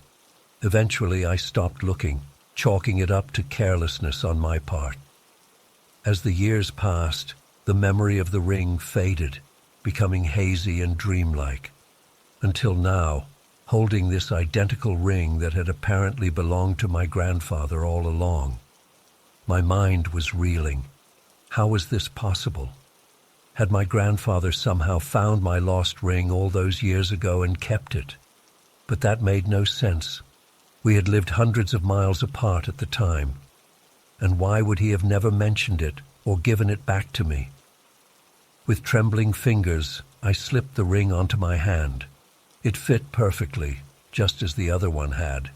A chill ran down my spine as I stared at it glinting on my finger. Something about this felt deeply wrong, but I couldn't put my finger on why. I tried to shake off the unsettling feelings and focus on finishing the task at hand. But as I continued sorting through my grandfather's belongings, my eyes kept being drawn back to the ring. It seemed to catch the light in strange ways, the dragon almost appearing to move at times. By the time evening fell, I had worked myself into quite a state. I knew I was being irrational, but I couldn't stop the flood of questions and theories. Was it just an incredible coincidence? Had my child self somehow gotten confused and mixed up memories? Or was there something more sinister at play? I decided I needed a break and some fresh air to clear my head. I stepped out onto the back porch, absently twisting the ring around my finger. The sun was just beginning to set, casting long shadows across the overgrown yard. As I stood there, lost in thought, a movement caught my eye. I focused on a patch of tall grass near the edge of the property and felt my heart skip a beat. There was something there, watching me. Two gleaming eyes reflected the fading sunlight, fixed intently in my direction. I froze, afraid to move or even breathe. Whatever it was seemed far too large to be a normal animal. As my eyes adjusted, I could make out a long, sinuous shape. It almost looked like... But no, that was impossible. A cloud passed in front of the sun, momentarily casting the yard into shadow. When the light returned seconds later, the creature was gone. I blinked hard, wondering if I had imagined the whole thing. But then I noticed the grass where it had been was flattened in a distinct pattern. My pulse was racing as I hurried back inside and locked the door behind me. This was insane. I was letting my imagination run wild and scaring myself over nothing. I needed to calm down and think rationally about all of this. I poured myself a stiff drink and sank down into my grandfather's old armchair, determined to make sense of everything. But as I raised the glass to my lips, I caught sight of the ring again and nearly dropped it in shock. The dragon design, which had previously been curled around the band, was now straightened out. Its head was raised and jaws open wide, as if ready to strike. I yanked the ring off my finger and held it up to the light, sure I must be seeing things. But there was no mistake. The engraving had changed. I don't know how long I sat there staring at it, trying to process what I was seeing. It defied all logic and reason, and yet the evidence was right there in front of my eyes. Eventually, exhaustion began to overtake me. My mind was a jumbled mess of confusion and fear.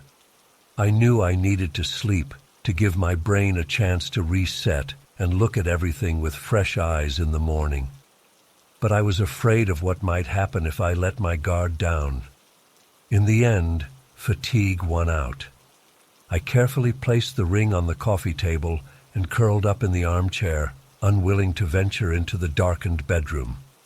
Sleep came fitfully, filled with unsettling dreams of dragons and shadows. I jolted awake sometime in the early hours of the morning. The house was pitch black and utterly silent. For a moment I was disoriented, forgetting where I was. Then it all came rushing back, and I fumbled for the lamp switch with shaking hands.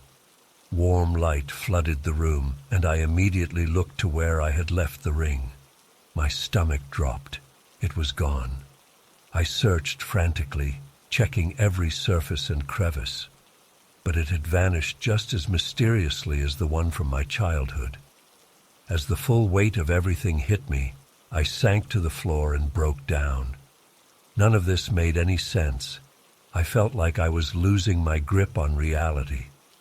The rest of that day passed in a blur. I finished packing up the house on autopilot, my mind still reeling.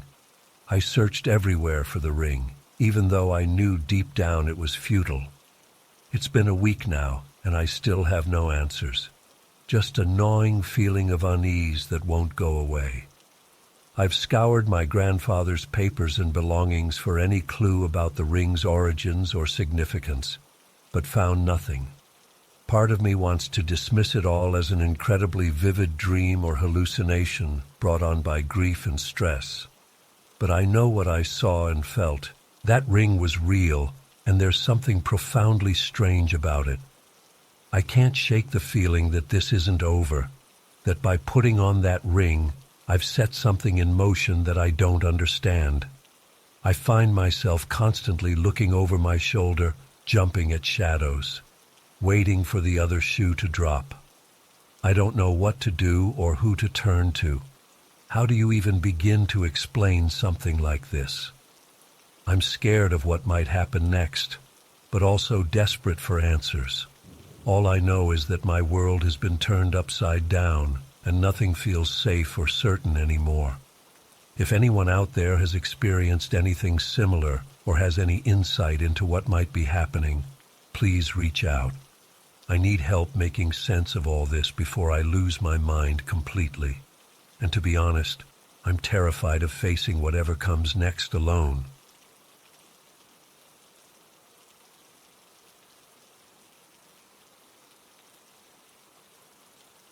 I still remember that day like it was yesterday, even though it's been over 40 years now. I was working for the Chicago Sewer Department back in '78, doing maintenance and repairs in the vast network of tunnels beneath the city. It wasn't a glamorous job by any means, but it paid the bills, and I actually enjoyed the peace and quiet down there most days. My partner on the job was a guy named Frank. We'd been working together for about 3 years at that point, and had a good rhythm going. He was a solid worker, dependable, didn't talk too much, which I appreciated. Just got the job done without any fuss. It started as a routine inspection and minor repair job. There had been some complaints about backed up sewage on a few blocks in the Lincoln Park area, so we were sent to check it out. We got to the access point, popped open the manhole cover, and climbed down into the tunnel below. The smell hit us immediately as always, that mix of damp, mildew, and human waste that you never quite get used to. We flicked on our headlamps and started making our way through the curved concrete passageways, checking for any obvious blockages or damage. After about 20 minutes of sloshing through ankle-deep water and grime, we came to a junction where the tunnel split off in 3 directions. Frank suggested we split up to cover more ground, which wasn't unusual. I took the left passage, and he went straight ahead. I spent maybe 15 minutes checking my section, finding nothing out of the ordinary. When I got back to the junction, Frank wasn't there yet. I figured he was still inspecting his tunnel, so I waited and waited. After about 10 minutes with no sign of him, I started to get a bit concerned. I called out his name, hearing my voice echo off the damp walls. No response. I tried again, louder this time. Still nothing. An uneasy feeling started to creep over me. This wasn't like Frank at all. He was always punctual and by the book about safety protocols. I decided to head down the tunnel he'd taken to look for him. As I walked, my headlamp beam bouncing off the curved walls, I kept calling out. The splashing of my boots in the shallow water seemed unnaturally loud in the oppressive silence.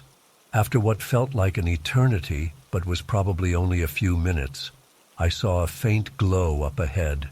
Frank's headlamp. Relief washed over me, quickly replaced by confusion and then alarm as I got closer. Frank was just standing there, completely motionless, staring straight ahead at the wall of the tunnel. His headlamp was on but tilted at an odd angle, illuminating a random patch of slimy brickwork. "Frank?" I said cautiously as I approached. "You okay, buddy?" He didn't respond or even seem to register my presence. I reached out to touch his shoulder and he flinched violently. whirling to face me with wild eyes. I instinctively took a step back, startled by his reaction. What I saw in Frank's face in that moment will haunt me for the rest of my days. His eyes were wide with absolute terror, darting around frantically as if searching for some unseen threat. His skin was ashen, covered in a sheen of cold sweat. He was trembling uncontrollably, his breath coming in ragged gasps. "Frank, what happened? What's wrong?" I asked, trying to keep my voice calm despite my growing fear. He opened his mouth as if to speak, but only a strangled whimper came out. Then he started shaking his head violently, squeezing his eyes shut and pressing his hands over his ears. I had no idea what to do. In all our years working together, I'd never seen Frank like this. He was always so steady, unflappable. Whatever had happened in that tunnel had broken something in him. I managed to get him to walk with me, guiding him back towards the access point where we'd entered. He moved mechanically, like a robot, still shaking and making these awful little whimpering noises. I kept talking to him, trying to get through, but it was like he couldn't even hear me. When we finally emerged from the manhole, Frank collapsed onto the street, curling into a fetal position. I called for an ambulance, telling them my partner had some kind of breakdown underground. As we waited, I tried again to get Frank to tell me what happened. All he would say in a hoarse whisper was, the walls were wrong." I had no idea what he meant. The walls looked completely normal to me, same old grimy bricks we saw every day. But Frank was clearly traumatized by something he'd seen or experienced down there. The paramedics arrived and loaded Frank into the ambulance. I gave them a quick rundown of what had happened, or at least what little I knew. As they drove away, I was left standing there on the street, completely baffled and more than a little freaked out. I reported the incident to our supervisor, who seemed skeptical but said he'd send another team to finish the inspection. I offered to go back down and show them where it happened, but the thought of returning to that tunnel filled me with an inexplicable dread. I was relieved when the supervisor said I should take the rest of the day off. I tried to visit Frank in the hospital the next day, but he was in the psychiatric ward and not allowed visitors. Over the next few weeks, I got updates from his wife. The doctors couldn't figure out what was wrong with him. He wouldn't speak, wouldn't eat, just stared at the walls with that same terrified expression I'd seen in the tunnel. Eventually, they transferred him to a long-term mental health facility. I visited a few times, but it was like Frank wasn't even there anymore, just an empty shell of the man I'd known. I kept working for the sewer department for another year after that, but my heart wasn't in it anymore. Every time I went underground, I found myself watching the walls, half expecting them to suddenly be wrong somehow. The tunnels that had once felt peaceful now seemed menacing, hiding some nameless horror around every bend. I quit the job and moved to the suburbs, taking work as a janitor at an elementary school. On the surface, surrounded by the sounds of children playing, I could almost forget about what happened. But in quiet moments, especially at night, I still find myself thinking about Frank and those tunnels. I've tried to rationalize it over the years. Maybe Frank had some underlying mental health issue that finally snapped under the stress of the job. Maybe he was exposed to some toxic gas or hit his head in the dark. But deep down, I know none of those explanations fit what I saw that day. Something happened to Frank in that tunnel, something that destroyed his mind in a matter of minutes. And the truly terrifying part is that I have no idea what it was or if it's still down there, waiting in the dark beneath the city streets. I've never told anyone the full story before. Even now, typing this out, I can feel my hands shaking. Part of me hopes that someone out there might have answers, might be able to explain what Frank saw that day. but another part of me is terrified of learning the truth. All I know is that I'll never look at a manhole cover the same way again. And sometimes when I'm lying in bed at night, I swear I can hear Frank's voice whispering from the shadows. The walls were wrong.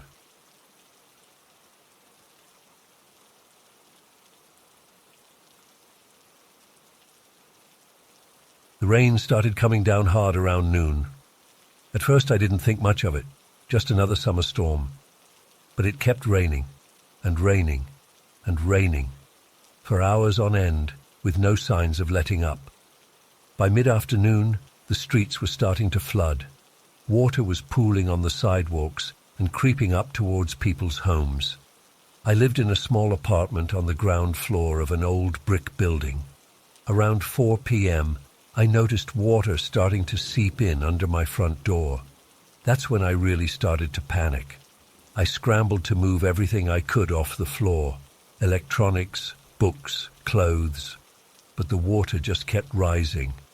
Within an hour, there was several inches of nasty brown water covering my entire apartment floor. I tried calling the building manager, but of course the lines were jammed. Same with 911. No one was picking up. I went outside to see if I could find help, but was met with complete chaos. The entire street had turned into a rushing river. Cars were partially submerged. I saw people wading through waist-deep water, desperately trying to save belongings from flooded homes and businesses. The sound of car alarms filled the air as vehicle electrical systems shorted out. In the distance, I heard what sounded like explosions, probably transformers blowing from all the water. The rain was still coming down in sheets. Lightning flashed across the sky every few seconds, followed by deafening cracks of thunder. As night fell, things only got worse. The water kept rising higher and higher. Power went out in most of the neighborhood, plunging us into darkness, broken only by occasional flashes of lightning. The acrid smell of sewage permeated everything as backed-up pipes overflowed into the streets. I ended up having to evacuate my apartment around 10 p.m. when the water reached knee-height inside. I grabbed what I could carry in a backpack and waded out into the flooded street. It was surreal, like something out of a disaster movie. Debris floated by in the muddy water: tree branches, trash, pieces of furniture. I saw a guy floating down the street in an inflatable kiddie pool, using a broom as a makeshift paddle. I slogged through the water for what felt like hours, trying to find higher ground. My shoes and clothes were soaked through. Every step was a struggle against the current. At one point, I stumbled and went under for a terrifying moment before managing to right myself. Finally, I made it to a local high school that had been set up as an emergency shelter. It was absolute bedlam inside. Hundreds of shell-shocked people crammed into the gym, many soaking wet and covered in mud. Volunteers were handing out blankets and bottled water. The bathrooms were overwhelmed. People were crying, arguing, praying. I found a spot to sit against a wall and tried to process what had happened. My home, my possessions, all ruined, and I was one of the lucky ones. I overheard people talking about others who'd been trapped in cars or basements. There were rumors of deaths, though nothing confirmed yet. As dawn broke, the rain finally began to slack off. But our nightmare was far from over. As the floodwaters slowly receded over the next few days, they left behind a toxic soup of mud, sewage, and debris coating everything. And then came the rats. I'd never seen anything like it. As the water went down, the rats came up, thousands upon thousands of them. They'd been driven out of the sewers and underground spaces by the flooding, and now they were everywhere, scurrying through the streets, invading homes and businesses. The city was completely overwhelmed. Sanitation crews worked around the clock trying to clear debris and dead animals, but they couldn't keep up. The stench was unbelievable: rotting garbage, Dead rats, raw sewage. Mold started growing on everything that had been submerged. I'll never forget walking down my street a few days after the flood and seeing a woman screaming in frustration as she hurled a dead rat onto a huge pile of trash in front of her house. It was like some kind of twisted post-apocalyptic scene. Piles of waterlogged furniture and belongings lined the curbs. National Guard troops patrolled in Humvees. The rat problem got so bad that the city had to bring in special extermination teams. But there were just too many. For weeks, you couldn't walk anywhere without seeing rats scurrying about. People were getting bitten. There were concerns about disease outbreaks. The flood damaged over 100,000 homes and buildings. Tens of thousands of cars were totaled. The final damage tally was in the billions. It took months for some areas to fully recover. Some never did. Even now, years later, I still have nightmares about that flood. The sound of the endless rain, the smell of the sewage-filled water, the sight of all those rats swarming the streets. It was like Mother Nature decided to remind us just how small and powerless we really are. I moved away from Detroit not long after. Couldn't stand to be there anymore. Too many bad memories. But I know I'll carry the trauma of that day with me forever. Sometimes when it rains hard, I find myself obsessively checking for water seeping under doors. I keep an emergency go bag packed at all times now. The Detroit flood of 2014 changed me in ways I'm still trying to understand. It showed me how quickly our normal, civilized world can descend into chaos, how fragile the infrastructure we depend on really is, and how, when disaster strikes, you can find yourself suddenly plunged into a waking nightmare, struggling just to survive. I don't know if I'll ever feel truly safe again. That flood stripped away my sense of security, my belief that I was in control of my life. Now I know that at any moment, everything can be swept away in an instant.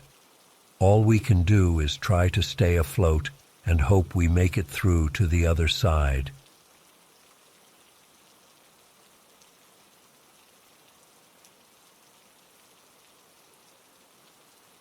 It was a narrow passageway, maybe about 15 feet long, that ran alongside the foundation. You had to access it through a small hatch in the basement floor. Dad said it was for maintenance access to some pipes and wiring, but to us kids it seemed like a secret tunnel just waiting to be explored. One hot summer day when I was 12 and my sister Jenny was 10, we decided to turn that creepy crawl space into our own personal challenge. We dared each other to crawl through it from one end to the other. It seemed simple enough. Just shimmy along on your belly for a few seconds and pop out the other side. I went first, heart pounding as I lowered myself into the dim, musty space. The concrete was cold against my skin as I began inching forward. Cobwebs brushed my face, and I tried not to think about what kinds of bugs might be skittering around down there. After what felt like way longer than it should have taken, I finally emerged from the exit hatch, covered in dust, but grinning triumphantly. Jenny went next, and I timed her on my watch. To my surprise, it took her almost 2 full minutes to make it through. When she crawled out, she looked confused. "That felt really long," she said, "like way longer than it looked from the outside." I laughed it off, figuring she was just nervous and going slowly. But when I went again, I noticed it too. The passage seemed to stretch on and on, much further than the actual length of our house. By the time I got to the end, I was breathing hard and felt a bit dizzy. We went back and forth a few more times, and with each crossing the crawl, space seemed to elongate. What started as a quick 30-second shimmy had become a 5-minute ordeal of endless darkness. We tried to rationalize it. Maybe we were just getting tired, or the claustrophobia was messing with our sense of time and distance. But deep down, We both knew something wasn't right. On my final attempt, things took an even stranger turn. As I crawled along, the concrete beneath me started to feel different, softer somehow, almost spongy. The walls seemed to pulse and breathe around me. I could have sworn I heard whispers echoing from far ahead in the darkness. Panicking, I tried to turn around, but there was barely enough room. I frantically clawed my way backwards until I tumbled out the entrance hatch, gasping for air. Jenny was standing there wide-eyed. "You were in there for almost 15 minutes, she exclaimed. "I was about to go get Mom and Dad. What happened?" I struggled to explain the terrifying sense of wrongness I'd felt in there. We agreed not to tell our parents, afraid they'd think we were making it up or forbid us from going in the crawl space again. But privately, we swore never to enter it ourselves. For the next few weeks, we tried our best to forget about the whole thing. But late at night, I'd lie awake, listening to strange echoes and vibrations coming from beneath the floorboards. Sometimes I'd catch Jenny staring at the basement hatch with a mix of fear and fascination. About a month after our last crawl space adventure, Jenny came to me with a guilty look on her face. She admitted she'd gone in one more time while I was at soccer practice. Her voice shook as she described how the passage had stretched endlessly before her, twisting off into impossible angles. She said she crawled for what felt like hours through caves and tunnels that couldn't possibly exist under our house. Just when she was on the verge of completely breaking down, she'd found herself suddenly back at the entrance as if nothing had happened. But she swore she could still hear skittering and whispering following her out. I wanted to believe it was all in our imagination, some kind of shared delusion brought on by an overactive childhood fantasy life. But deep down, I knew we'd stumbled onto something beyond rational explanation. We begged our parents to seal up the crawl space entrance, making up a story about rats to convince them. Dad grumbled about the expense, but eventually agreed to have it closed off. I breathed a sigh of relief once the opening was securely blocked, but to this day, I still have nightmares about endless twisting tunnels. Sometimes I wake up in a cold sweat, convinced I can hear muffled voices calling from beneath the floorboards. Jenny and I never speak of it, but I know she feels it too. There are places in this world that don't follow the normal rules of space and time. Cracks in reality where impossible things seep through. We found one of those places as children, and it's left an indelible mark on both of us. I often wonder what would have happened if we'd kept pushing further into that impossible space. Part of me is still drawn to the mystery of it, but a bigger part is eternally grateful we escaped when we did. I know this all probably sounds completely insane. Most days I manage to convince myself it was just an overactive imagination combined with childhood fears. But late at night, when the house is quiet and still, I swear I can feel the crawl space calling to me, beckoning me to return and unravel its mysteries. And in those moments, I know with absolute certainty that what we experienced was real. So if you have a crawl space or some other tucked-away area in your home, my advice is to leave it alone.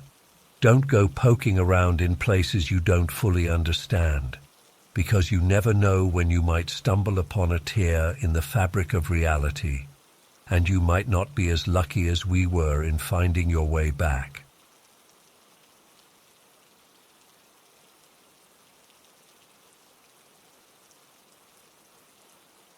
I was walking home from a late shift at the diner where I work in Manhattan. It was around 2 a.m., and the streets were mostly empty.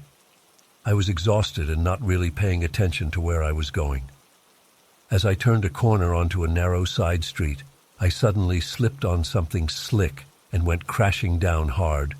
I landed flat on my back, The wind knocked out of me.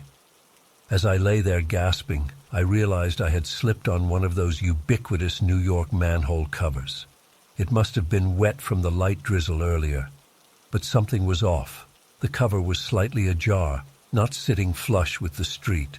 Still dazed, I started to push myself up. That's when I heard voices coming from below. Muffled at first, but growing louder. They sounded odd, not quite human. I froze, unsure what to do. Suddenly, the manhole cover shifted. My heart started racing as I scrambled backwards, still on the ground. The cover lifted, and to my utter disbelief, a green three-fingered hand emerged from the darkness below. I must be dreaming, I thought. This can't be real. But I wasn't dreaming. A figure pulled itself up out of the manhole, and I found myself face to face with what looked like a human-sized turtle walking on two legs. He, was wearing some kind of mask and had weapons strapped to its shell. I opened my mouth to scream, but no sound came out. I was paralyzed with shock and fear. The turtle creature looked right at me and froze too. For a moment, we just stared at each other in mutual disbelief. Then another turtle thing started to emerge from the manhole. "Yo, Mikey, coast clear?" it called out. The first one, "Mikey?" finally snapped out of it. We got a situation here, dudes," he said, not taking his eyes off me. My brain was short-circuiting. This couldn't be happening. These couldn't be, but they looked exactly like. It was impossible. Two more emerged in quick succession. They were all different shades of green, all wearing colored masks and carrying various weapons. I recognized a pair of nunchucks, a bow staff. This was insane. These were the Teenage Mutant Ninja Turtles, in the flesh, standing in front of me on a New York street at 2 a.m. "What do we do?" one of them whispered urgently. He had a purple mask and was clutching his bow staff nervously. "Master Splinter said no one can ever see us." "I say we knock her out and run for it," growled a red-masked one, twirling his sai menacingly. "No way, dude," exclaimed the orange-masked one, Mikey. "We can't hurt an innocent civilian. Besides, who's gonna believe her anyway?" "Guys, let's just calm down and think this through," said the one in blue, clearly trying to take charge of the situation. I finally managed to find my voice. How is this possible?" I stammered. "You're not real. You can't be real." The blue one approached me slowly, hands raised in a placating gesture. "Listen, miss, I know this must be very confusing and frightening for you, but I promise we mean you no harm. We're just trying to get home without being seen. If you could please just forget you ever saw us." But I was beyond reason at that point. This was too much for my brain to process. I scrambled to my feet and took off running, my legs carrying me faster than I'd ever run before. I heard them calling after me, but I didn't look back. I ran all the way home and locked myself in my apartment, heart pounding. I didn't sleep at all that night. I kept replaying the encounter in my head, trying to make sense of it. Had I hit my head when I fell? Was I having some kind of psychotic break? But it had felt so real. I could still see their faces, hear their voices. The next day, I went back to that street in the harsh light of day. The manhole cover was back in place, looking completely normal. There was no sign that anything unusual had happened there. I even tried lifting the cover, but it was far too heavy for me to budge. I've spent the past year trying to convince myself it was all just a bizarre dream or hallucination. But deep down, I know what I saw. I've become obsessed with researching urban legends about creatures living in the sewers. I've scoured the internet for any similar encounters, but I've never found anything concrete. Sometimes I wonder if I should try to find them again, to prove to myself I'm not crazy. But then I remember the fear in their eyes when they realized they'd been seen. the way the red one had suggested knocking me out, and I decide it's better to leave well enough alone. But I can't stop thinking about it, about them. Are they still down there, hidden away in the labyrinth of tunnels beneath the city? How long have they been there? Are there others like them? And most of all, how did they come to exist in the first place? I know how insane this all sounds. Believe me, I've questioned my own sanity countless times over the past year, but I know what I saw that night, and I'll never be able to look at a manhole cover the same way again. Sometimes when I'm walking home late at night, I swear I can hear faint echoes of laughter and the clang of weapons coming from below the streets. And I wonder, how many other impossible things are hiding just beneath the surface of our everyday reality? I don't expect anyone to believe me. Hell, I'm not even sure I believe myself most days.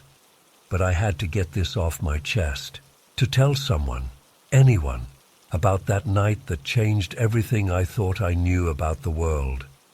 So the next time you're walking the streets of New York late at night and you hear strange noises coming from below, just remember, the city holds more secrets than you can imagine, and some of them have shells.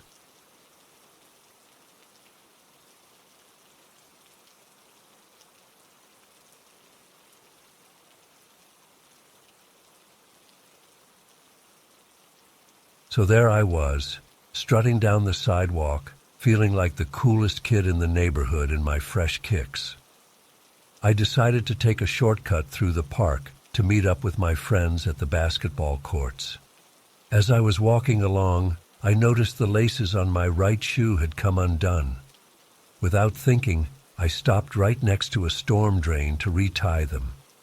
That's when everything went horribly wrong. As I was bent over fiddling with the laces, I somehow lost my balance. My foot slipped, and before I knew what was happening, my shoe came off and fell right into the drain. I watched in horror as my brand new, expensive sneaker disappeared into the darkness below. For a few seconds, I just stood there in shock, unable to process what had just occurred. Then panic set in as the reality of the situation hit me. My grandma was going to absolutely kill me.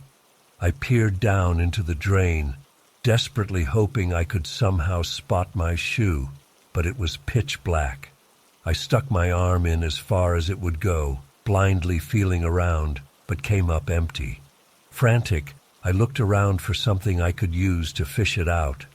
I found a long stick nearby and tried using that to probe around in the drain, but it was no use. My beloved sneaker was gone, lost forever in the sewers below.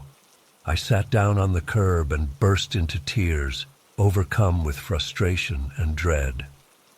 After a few minutes of crying, I knew I couldn't put off the inevitable. I had to go home and face my grandma. With a heavy heart, I trudged back to her house, dreading every step. When I walked in the door with only one shoe, her eyes immediately narrowed. "Where's your other sneaker?" she demanded. I tearfully explained what had happened, but she wasn't having any of it. She launched into a lengthy tirade about how irresponsible I was and how I clearly couldn't be trusted with nice things. As her anger built, she grabbed her flip-flop off her foot and started waving it menacingly. "Maybe this will teach you to be more careful," she yelled. I braced myself for impact, squeezing my eyes shut. But the blow never came. Instead, I heard a gasp and my eyes flew open. My grandma was staring past me with a look of absolute terror on her face. Confused, I turned around to see what she was looking at. There, sitting perfectly upright in the middle of the living room floor, was my missing shoe. We both froze, staring at it in disbelief. It was completely dry, without a speck of dirt on it, looking exactly as it had when I left the house earlier.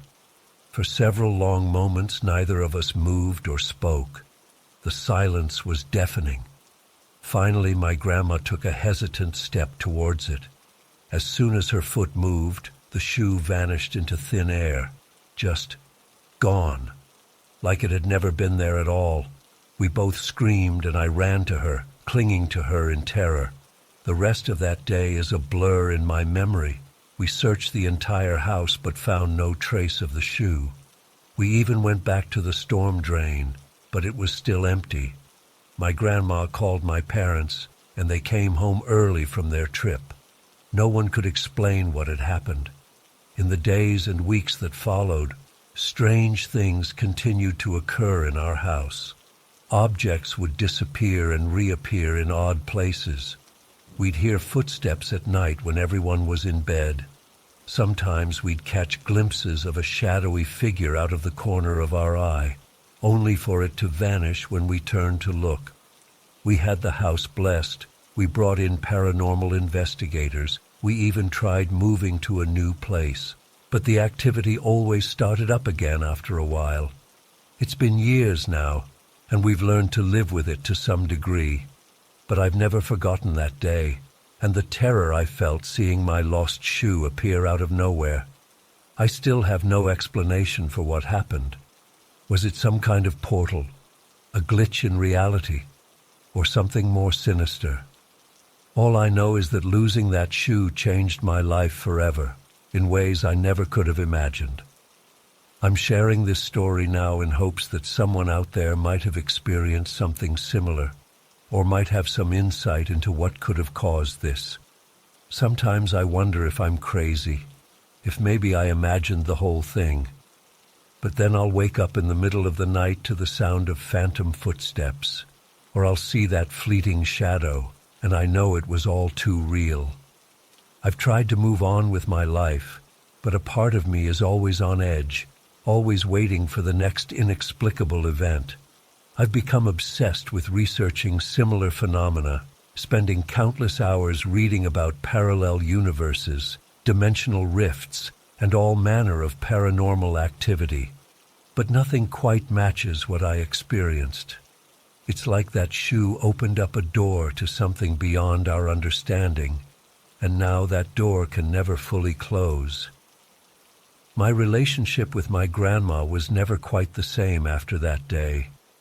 The shared trauma brought us closer in some ways, but there was always an underlying tension, a sense that we were both holding back from fully processing what had occurred. She passed away last year, and I find myself wishing I could talk to her about it one last time, to try and make sense of it all.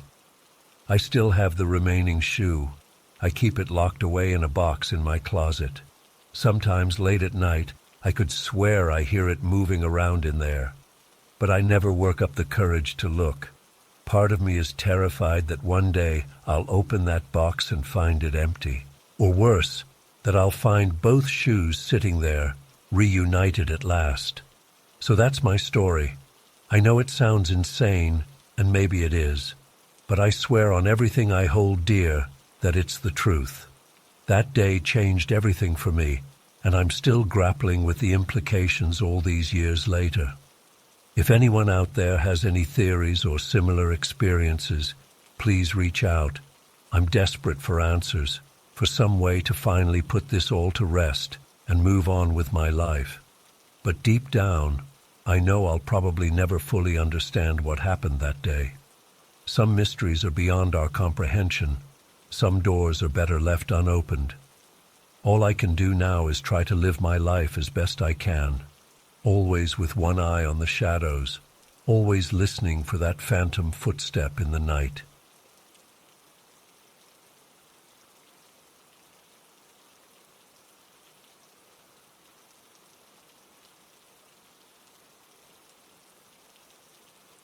It all started when the city council announced that our neighborhood would be transitioning from septic systems to the municipal sewer network. At first, I didn't think much of it, just another infrastructure project, right? But as the construction crews started digging up our streets and laying pipes, I began to notice some strange things happening. The first red flag was the workers themselves. They seemed off somehow, always whispering to each other, casting furtive glances around like they were afraid of being overheard.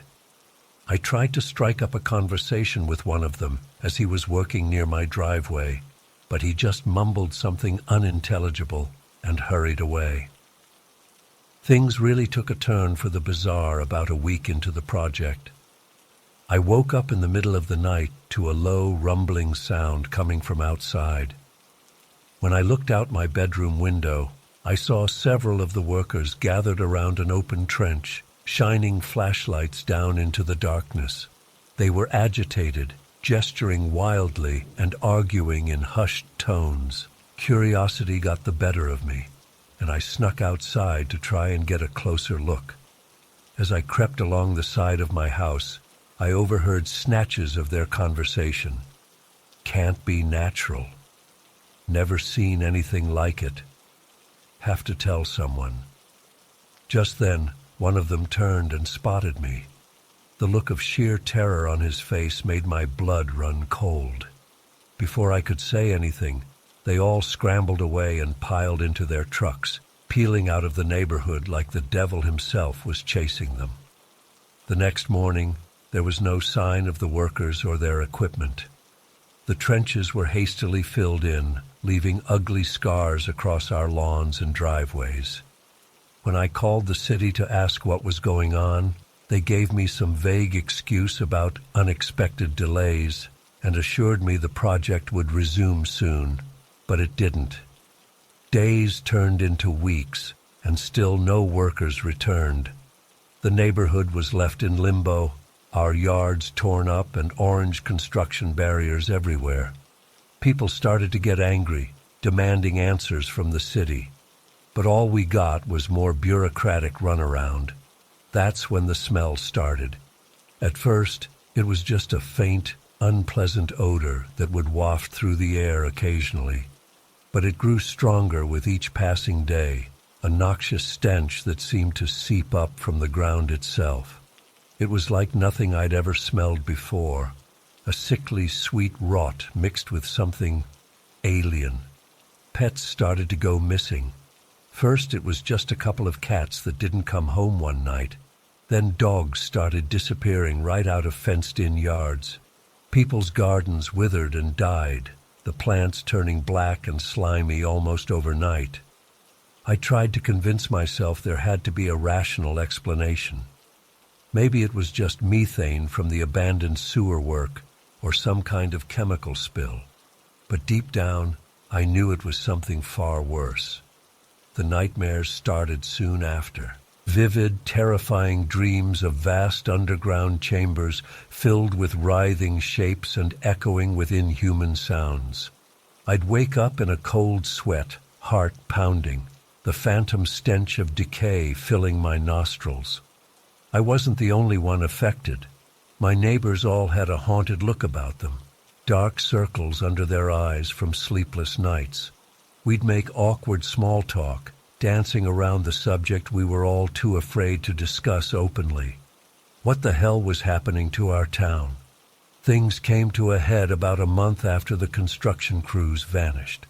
I was out for a late-night walk, trying to clear my head, when I heard a blood-curdling scream coming from old Mrs. Johnson's house down the block. I sprinted towards the sound, my heart in my throat. As I rounded the corner onto her street, I saw her front door standing wide open, warm light spilling out onto the dark lawn. And there, in the middle of her manicured flower beds, was a gaping hole in the ground. It looked like the earth had simply opened up and swallowed a chunk of her yard. I approached cautiously, calling out Mrs. Johnson's name. There was no response. As I got closer to the hole, that horrible stench hit me like a physical force, nearly making me gag. I pulled out my phone and turned on the flashlight, shining it down into the darkness. What I saw nearly stopped my heart. The beam of light revealed a vast, cavernous space stretching out in all directions. The walls were slick with some kind of viscous fluid, pulsing gently as if alive. And there, tangled in a mass of root-like tendrils, was Mrs. Johnson. Her eyes were wide with terror, her mouth open in a silent scream. I stumbled backward, my mind reeling.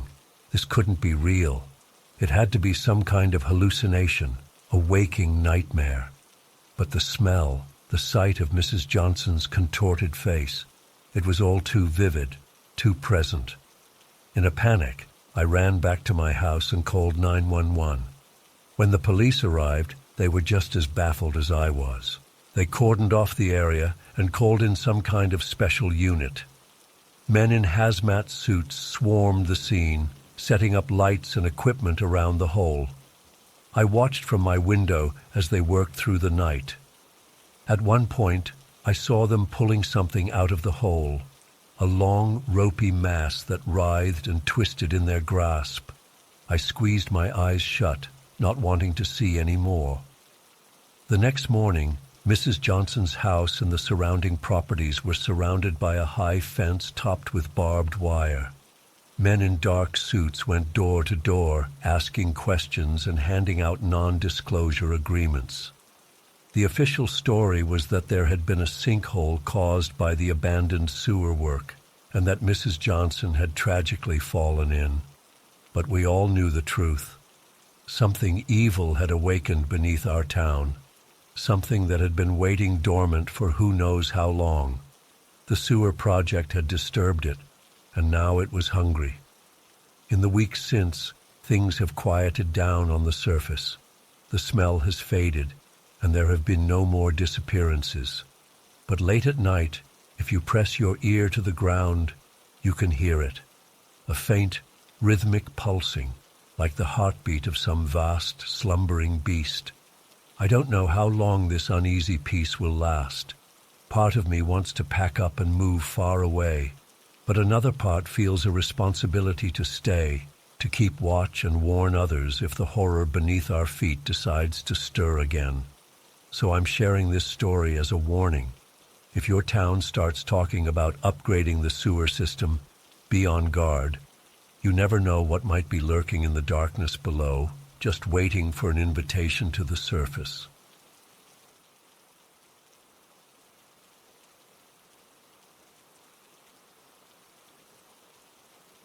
I grew up in a small town near the coast, where our house backed onto a network of drainage tunnels.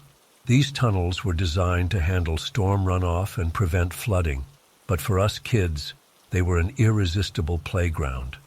We called it the water crawl space and turned it into our own secret adventure. The entrance was hidden behind some overgrown bushes at the edge of our backyard. It was a concrete tube about 3 feet in diameter, just big enough for a kid to squeeze through. Inside, the tunnel stretched off into darkness, with only a trickle of water running along the bottom. My older brother Jake was always the daredevil, convincing me and our friends to explore deeper into the tunnels. We'd bring flashlights and see how far we could crawl before chickening out. It became a game to time ourselves and try to beat our previous records. Looking back, I can't believe how dangerous it was. But as kids, we never thought about the risks. We were too caught up in the thrill of it all, the echoing darkness, the damp chill in the air, the feeling of being somewhere we shouldn't be.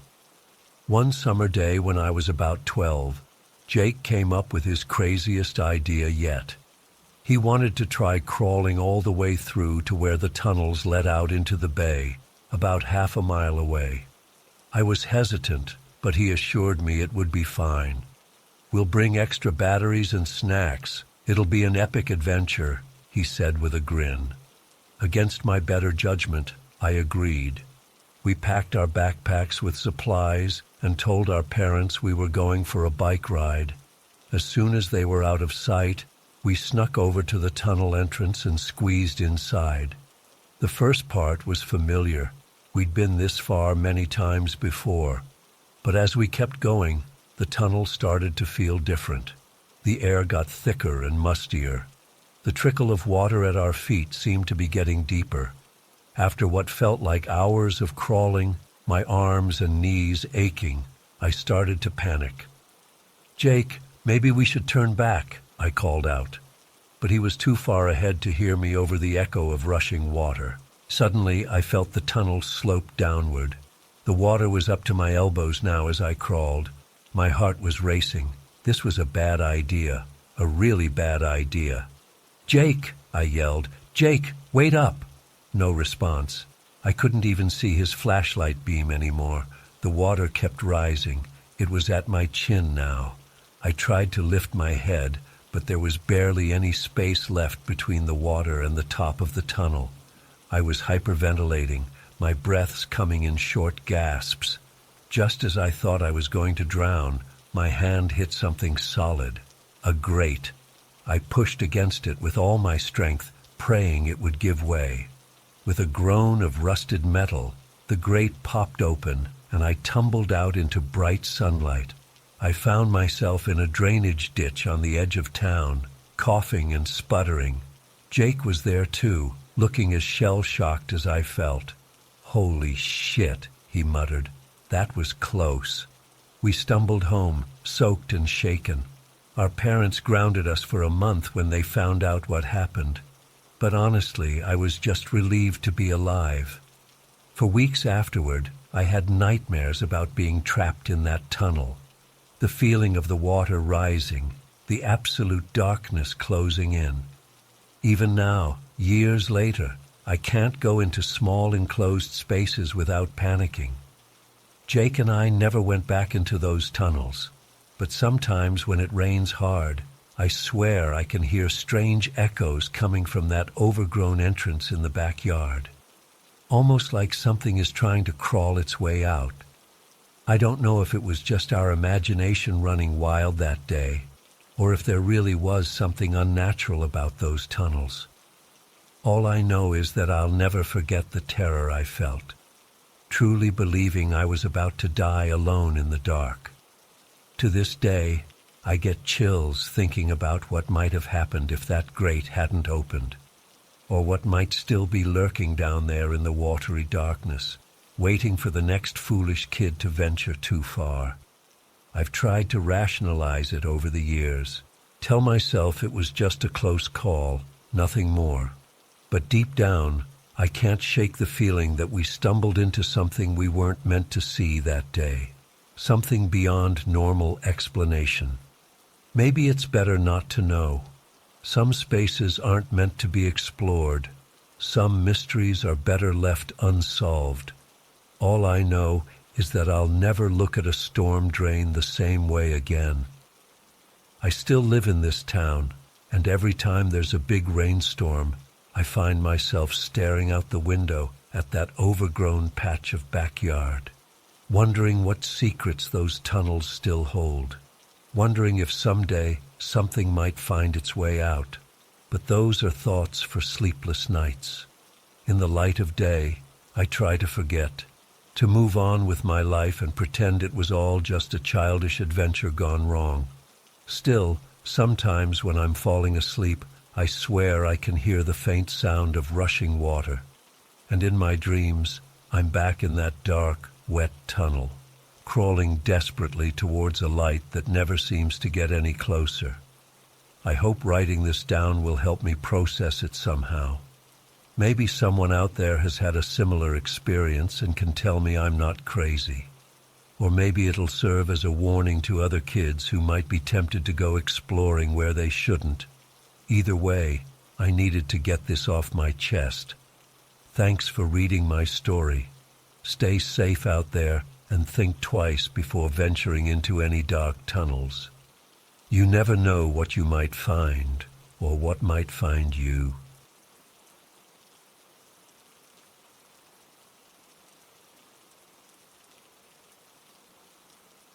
It started on a typical Friday night. I was mindlessly scrolling through YouTube, looking for something to watch while I ate dinner. That's when I stumbled upon this weird channel.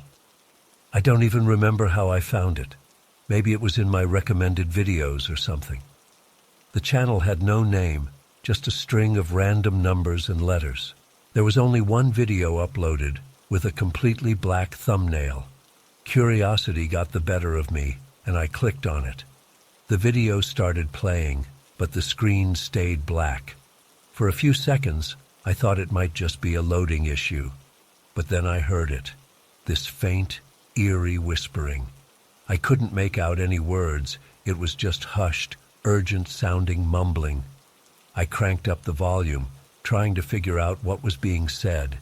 As I listened more closely, I started to feel off, like a chill running down my spine. The whispers seemed to be getting louder, more frantic. And then suddenly, a face flashed on the screen for a split second. It was so quick I almost missed it, but it scared the crap out of me. The face looked distorted, almost inhuman. Its eyes were completely black, and its mouth was stretched open in this horrifying, silent scream. I slammed my laptop shut, my heart pounding. What the hell was that?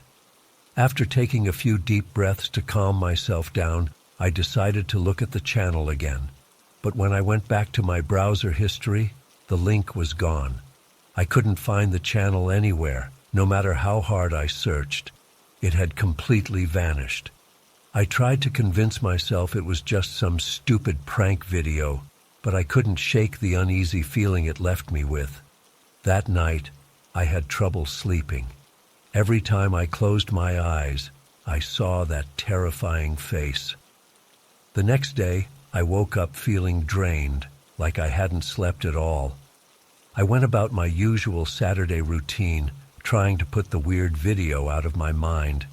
But as I was making breakfast, I swear I heard that same faint whispering coming from somewhere in my apartment. I checked every room, but couldn't find the source. It was driving me crazy. Throughout the day, little things kept happening that set me on edge. My TV would turn on by itself, playing only static. The lights in my bedroom would flicker for no reason. At one point, I caught a glimpse of a shadowy figure in my peripheral vision. But when I turned to look, nothing was there. I started to wonder if I was losing my mind. Was I just being paranoid because of that creepy video? But deep down, I knew something wasn't right. That night, things took an even darker turn. I was lying in bed, trying to fall asleep, when I heard my computer turn on in the other room. I froze, straining my ears to listen. The whispering started again, louder this time. It sounded like it was coming from right outside my bedroom door. I was paralyzed with fear, unable to move or even call out for help. The door slowly creaked open, and I saw a dark figure standing in the doorway. Its eyes glowed with an unnatural light, and I realized with horror that it was the same face from the video.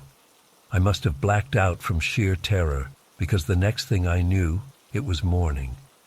I woke up in a cold sweat, my sheets tangled around me. Had it all been a nightmare? But when I went to check my computer, my blood ran cold. The screen was on, displaying that same black video. Only this time, there was text at the bottom. "We've been waiting for you." I slammed the laptop shut and unplugged it, my hands shaking. What the hell was going on? I needed to get out of my apartment, to clear my head and figure out what to do next. As I was grabbing my keys to leave, my phone buzzed with a text from an unknown number. My stomach dropped as I read the message. "You can't escape us." I ran out of my apartment, not even bothering to lock the door behind me. I just needed to get away, to be around other people. I ended up at a busy coffee shop downtown, trying to calm my nerves with a strong cup of coffee. As I sat there, I couldn't shake the feeling that I was being watched. Every time the door opened, I'd jump, half expecting to see that terrifying face again. I kept checking my phone, but there were no more mysterious texts. After a couple of hours, I started to feel a little better. Maybe I had just worked myself up over nothing. Maybe it was all just an elaborate prank or some kind of viral marketing campaign. I decided to head back home and try to put this whole thing behind me. But as I walked up to my apartment building, I noticed something strange. All the lights were out. not just in my apartment, but in the entire building. It was the middle of the afternoon, so this didn't make any sense. I hesitated at the entrance, debating whether I should go in or not. Just then, my phone buzzed again. Another text from the unknown number. "Welcome home." My heart was racing as I pushed open the door and stepped inside. The lobby was dark and eerily quiet. I made my way to the stairs, not trusting the elevator in this situation. As I climbed the stairs to my floor, I could hear that whispering again, echoing all around me. It seemed to be coming from everywhere and nowhere at the same time. I wanted to turn back, to run away, but something compelled me to keep going. When I reached my apartment door, I saw that it was slightly ajar.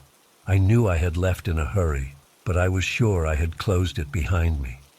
With trembling hands, I pushed it open. The apartment was pitch black inside. I fumbled for the light switch, but nothing happened when I flipped it. Taking a deep breath, I stepped inside, using my phone as a flashlight. The beam of light swept across the room, revealing that everything was exactly as I had left it. But then I saw something that made my blood run cold. There, on the far wall, was a message written in what looked like dark, dripping liquid. "The channel has chosen you." I stumbled backward, my phone clattering to the floor. In the darkness, I could hear the whispering getting louder, closing in around me. And then, out of the corner of my eye, I saw movement. Dozens of those horrifying faces from the video, their eyes glowing in the dark, surrounding me. I don't remember much after that. I must have passed out again. When I came to, I was lying on my couch, and everything in my apartment seemed normal. The lights were working. There was no message on the wall, and no sign of those terrifying faces. For a moment, I thought maybe it had all been some kind of vivid hallucination. But then I noticed my laptop was open on the coffee table. The screen showed that same black video, but now there was a comment section below it. And there, at the top of the comments, was a message that made my heart stop. "Your story isn't over yet."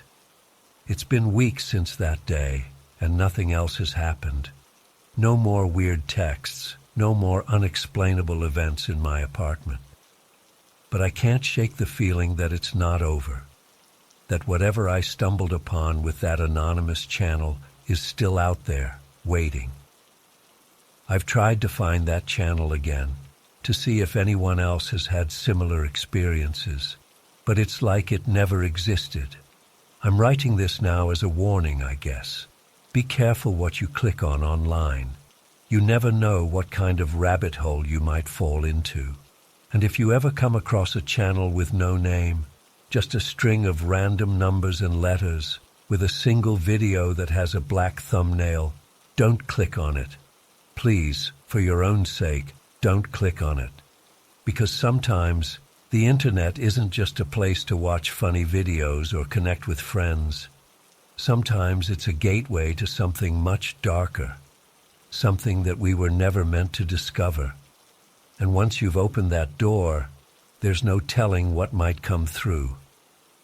I don't know what's going to happen next, or if anything will happen at all. But I can't help feeling like I'm being watched, like something is always just out of sight, waiting for the right moment. All I can do now is stay vigilant and hope that whatever I unleashed by watching that video doesn't come back to finish what it started. If you're reading this, please be careful out there. The internet can be a dangerous place, and some things are better left undiscovered. As for me, I'm considering moving, changing my phone number, maybe even my name. Anything to escape the lingering dread that's become a constant in my life since that fateful night. I just hope it's enough. I hope that by sharing this story, I'm not putting anyone else at risk. But I had to tell someone, had to get it off my chest. Because the worst part of all of this is the not knowing if it's really over, or if it's just the beginning of something much, much worse. So if you ever find yourself browsing late at night and come across something that seems off, something that gives you a bad feeling in the pit of your stomach, listen to that instinct. Close the browser, shut off your computer, and walk away. Some mysteries are better left unsolved, some channels better left undiscovered. Because once you've seen what I've seen, there's no going back. And the price of that knowledge might be higher than you're willing to pay.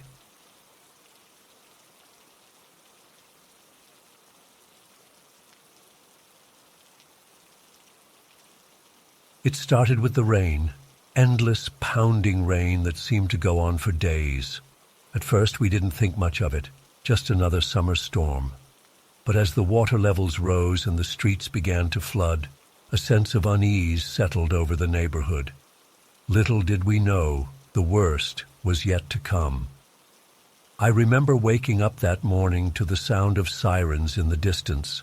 When I looked out my window, my heart sank. The entire street was underwater.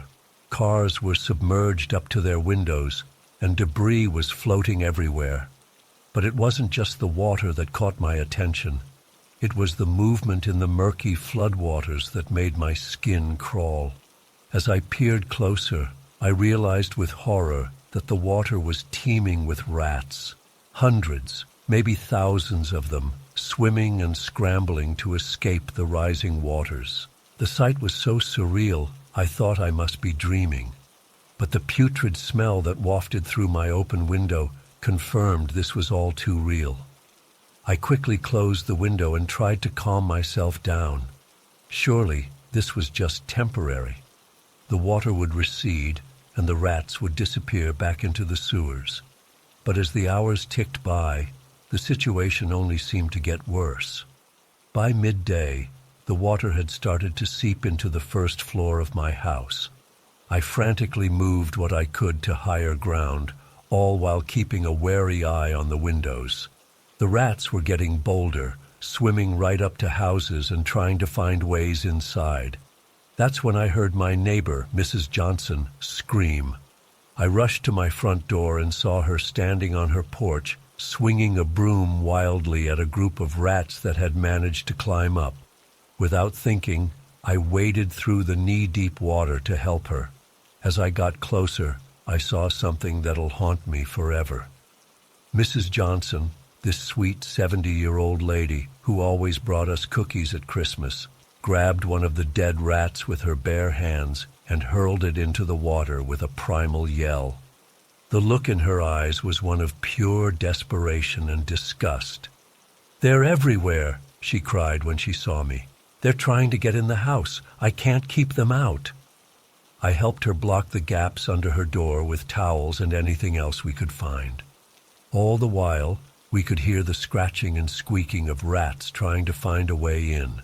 The sound was maddening. As the day wore on, more and more people emerged from their homes, all fighting the same battle against the water and the rats. The sense of community was both heartening and terrifying. We were all in this together, but none of us knew what to do. I saw things that day I never thought I'd see. People using kayaks to navigate the streets, rescuing neighbors trapped in their homes. Others were on their roofs, using whatever they could find to fend off the rats trying to climb up. The air was filled with a cacophony of splashing water, panicked shouts, and the incessant squeaking of rats. As night fell, the true horror of our situation became apparent. Without streetlights, the power had long since gone out. The only illumination came from flashlights and the occasional emergency vehicle. The darkness seemed to embolden the rats.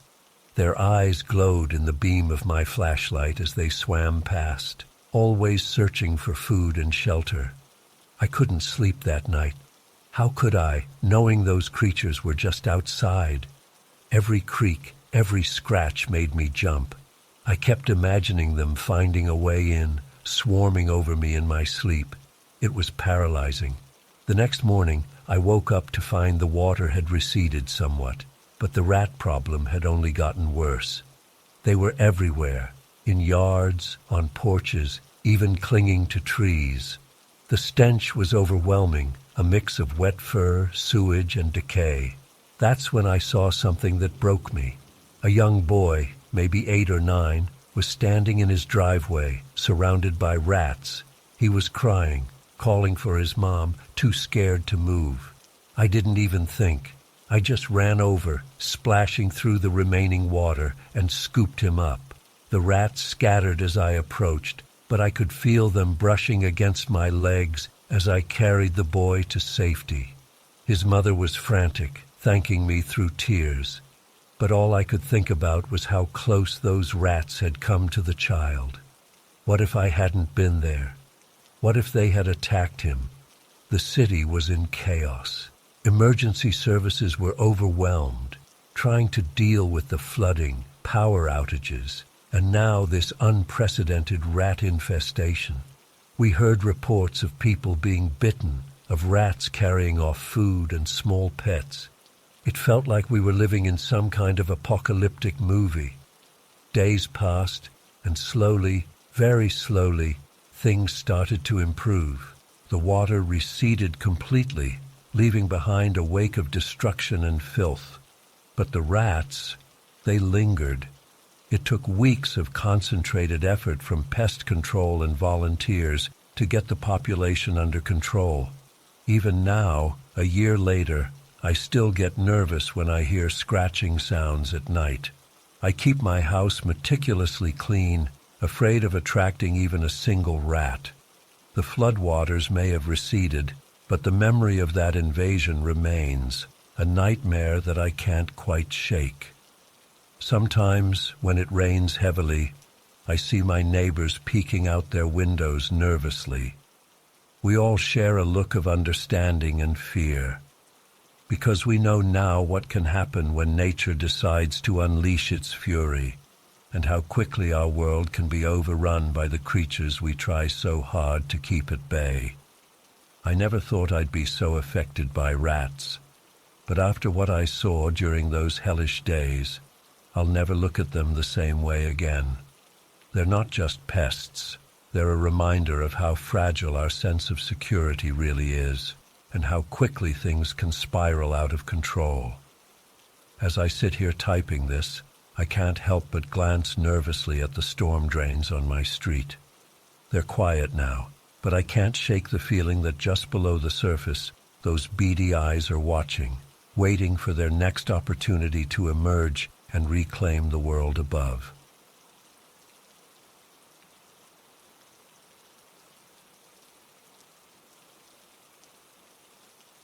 My name's Diaz, and I work for the city's water treatment department. It was supposed to be a routine inspection. We'd gotten reports of strange noises and blockages in one of the main sewer lines. My partner Booker and I geared up and headed down into the tunnels, expecting to find nothing more than some debris or maybe a nest of rats. God, I wish that's all we'd found. The moment we descended the ladder into the dank underground passages, I felt uneasy. The air was thick and oppressive, with an odd metallic tinge that made my throat itch. Our flashlights barely penetrated the inky darkness ahead. Booker must have sensed it too, because he was uncharacteristically quiet as we sloshed through the shallow, foul-smelling water. We'd been walking for about 20 minutes when we heard it, a distant rhythmic thumping echoing through the tunnels. It was getting louder, like something massive was heading our way. Booker and I exchanged a look. This was way beyond any rat infestation. "What the hell is that?" Booker whispered, his voice tight with fear. I shook my head, unable to speak. The thumping was almost deafening now, accompanied by a horrible squelching sound. We pressed ourselves against the slimy wall, hearts pounding as we waited to see what ungodly thing was about to round the corner. Nothing could have prepared me for what appeared. It was, Jesus, I don't even know how to describe it. Some kind of massive centipede, easily 20 feet long, its segmented body undulating as it scuttled along the tunnel floor. But that wasn't even the worst part. Clutched in its front pincers was what looked horribly like a human head, the eyes wide and staring. I think I screamed. I'm not sure. All I know is that Booker grabbed my arm and yanked me further back into the shadows as the monstrosity surged past us, spraying putrid water in its wake. The stench was overwhelming, rot and chemicals and something else I couldn't identify. We stood there frozen for what felt like hours, but was probably only a few seconds. Just as I was about to suggest we get the hell out of there, we heard more footsteps approaching. Heavy boots splashing through the water. "Oh, God," Booker moaned. "There's more of them." But it wasn't another centipede. It was a man. At least, it had the shape of a man, broad-shouldered, dressed in what looked like an old-fashioned police uniform. Except, I rubbed my eyes, certain I must be hallucinating, because where the man's head should have been, there was nothing. Just empty air above the collar of his shirt. The headless figure paused at the intersection of tunnels, then turned towards us. I felt Booker's fingers dig into my arm as we both held our breath. It was impossible, but I swear I could feel it looking at us, even though it had no eyes. Then, in a motion that chilled me to my core, the headless policeman raised its hand to its forehead in a crisp salute. The gesture was so incongruously formal, so absurdly normal, that I almost laughed. But the sound died in my throat as the figure abruptly turned and sprinted off in the direction the centipede had gone, its footsteps fading into the distance. Booker and I didn't say a word. We just ran, scrambling back the way we'd come, slipping and sliding in the muck. I've never moved so fast in my life. We didn't stop until we'd reached the surface and slammed the manhole cover shut behind us. We stood there on the street, gasping for air, covered in filth and shaking. Finally, Booker turned to me. What the fuck was that?" he panted. I shook my head, still unable to form words. How could I possibly explain what we'd just seen? It defied all logic, all reason. We debated whether to report it, but who would believe us? We'd be laughed out of our jobs, maybe even locked up in the psych ward. So we made a pact to keep it to ourselves. We told our supervisor we'd found a minor blockage and cleared it out. No need for further investigation. But I haven't been able to stop thinking about it. Every time I close my eyes, I see that headless figure saluting us. I hear the skittering of the centipede's legs. I smell that horrible chemical stench. What was that thing carrying? Was it really a human head? And the policeman? Was he chasing it, hunting it, or were they working together somehow? I've been doing research, looking for any similar reports or legends about the sewers. So far, I've found nothing. But I can't shake the feeling that there's something down there, something that defies explanation, something that shouldn't exist in our world. I haven't been back to work since that night. I called in sick, told them I caught some kind of virus. The truth is, I don't think I can face those tunnels again. Every drain, every manhole cover I pass on the street makes my skin crawl. I keep imagining that centipede squeezing its way up through the pipes, invading our world above ground. Booker's been texting me, asking if I'm okay. I haven't responded. I don't know what to say to him. How do you process something like this? How do you go back to normal life after seeing the impossible? I'm writing this down partly to try and make sense of it all, and partly as a warning. If you work in the sewers, if you have to go down there for any reason, be careful, be vigilant. There are things lurking in the darkness that shouldn't exist, things that defy explanation. And if you hear that rhythmic thumping, that wet skittering sound, run. Run as fast as you can and don't look back, because whatever's down there in the tunnels beneath our feet, it's not natural, it's not right. And I have a horrible feeling that what we saw that night was just the beginning. I don't know what to do now. I can't go back to work, can't face those tunnels again, but I also can't just pretend it didn't happen. That headless policeman, that monstrous centipede, they're out there somewhere. Maybe they're still in the sewers. Maybe they've found a way to the surface. All I know is that I'll never feel safe in this city again. Every shadow holds a potential threat. Every unexpected sound makes me jump. I find myself constantly looking over my shoulder, half expecting to see that headless figure standing there, hand raised in that eerie salute.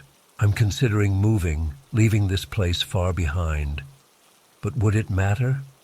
Are these things confined to our city's sewers, or are they everywhere, lurking just out of sight in the dark, damp places of the world? I don't have any answers. All I have is this story, this warning. Be careful out there. Watch where you step, and if you hear something strange echoing up from a storm drain or manhole, just keep walking. Trust me, you don't want to know what's down there. I hope writing this down will help me move past it, but I doubt it. Some things, once seen, can't be unseen. Some experiences change you forever, and that night in the sewers, facing the impossible, well, I don't think I'll ever be the same. If anyone out there has had a similar experience, please reach out. Maybe together we can make sense of this. Maybe we can find some answers. Or maybe we're all just going crazy, seeing things that can't possibly exist. Either way, I needed to share this, to get it off my chest, to warn others, because if what we saw that night is real, if it's still out there, God help us all.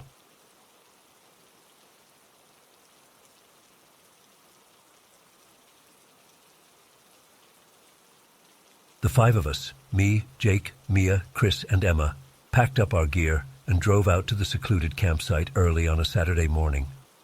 As we pulled up, I immediately got an eerie feeling. The place looked like it had been deserted for decades.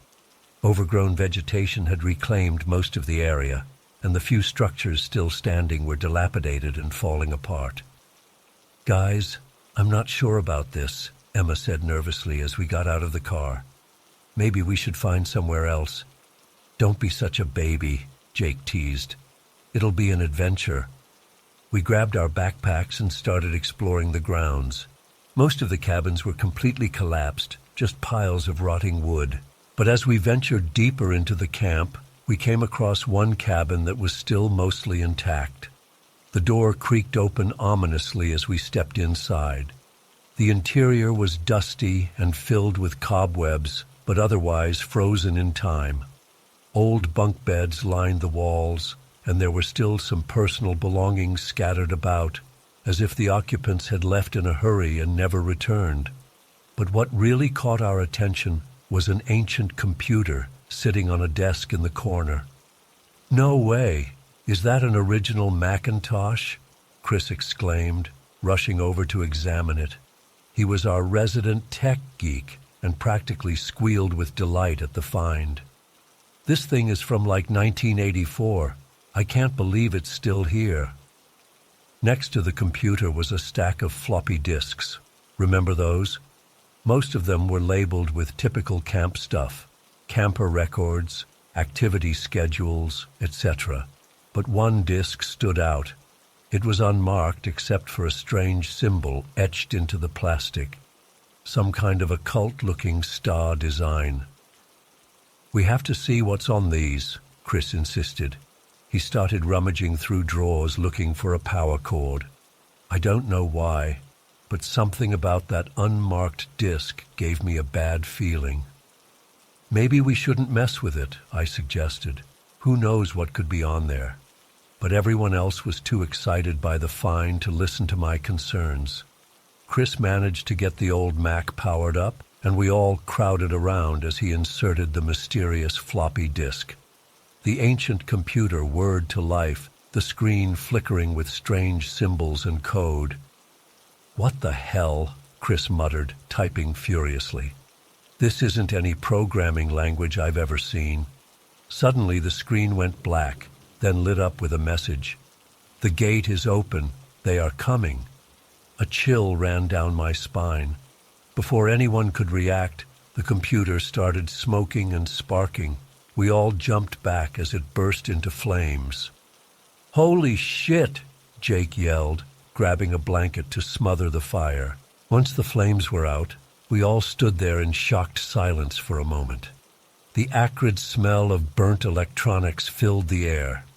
"Okay, that was seriously freaky," Mia said, her voice shaking. "Maybe we should get out of here."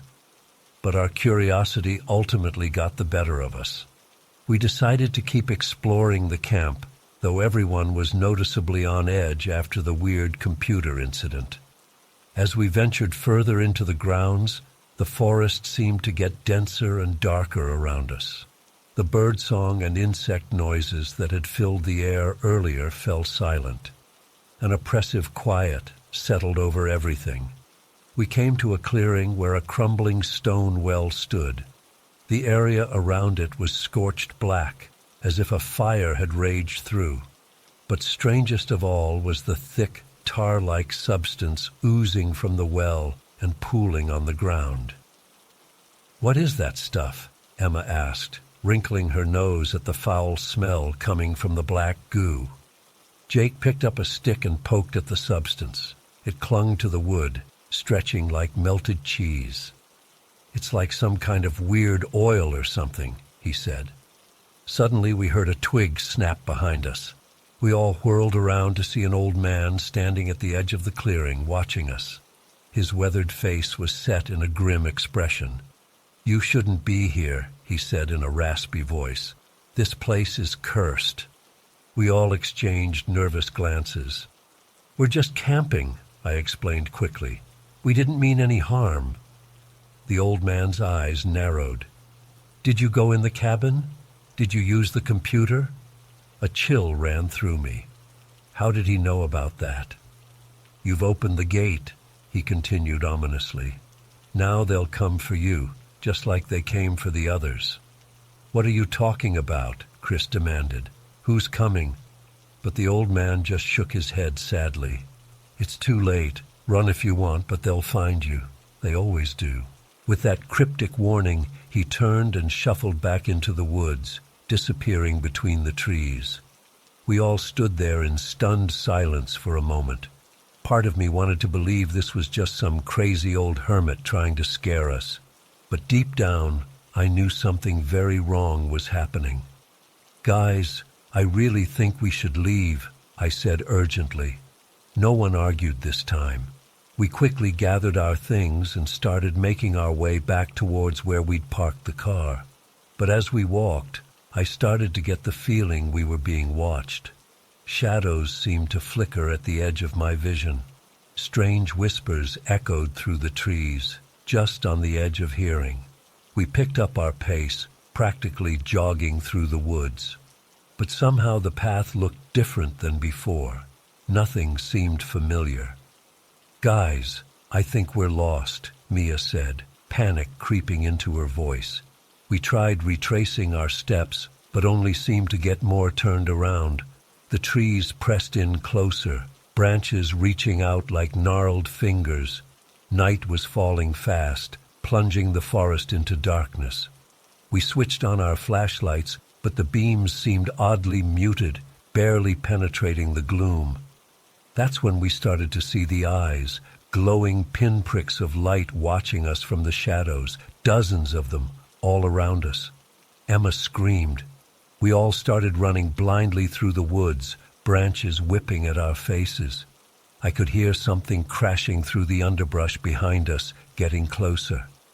I risked a glance over my shoulder and immediately wished I hadn't.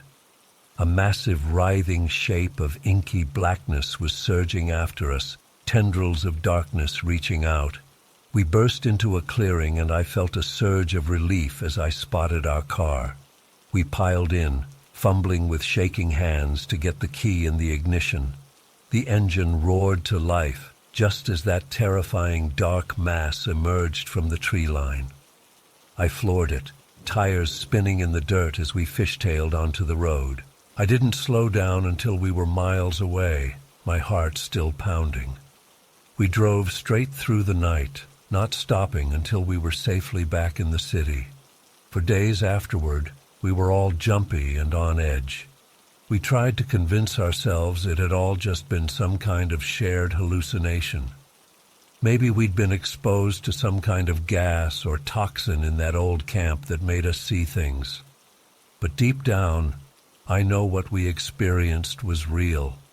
Sometimes I still wake up in a cold sweat, feeling those glowing eyes watching me from the darkness. I don't know what we unleashed that day in the woods, but I have a terrible feeling that someday, somehow, it's going to find us again. And next time, we might not be so lucky in escaping.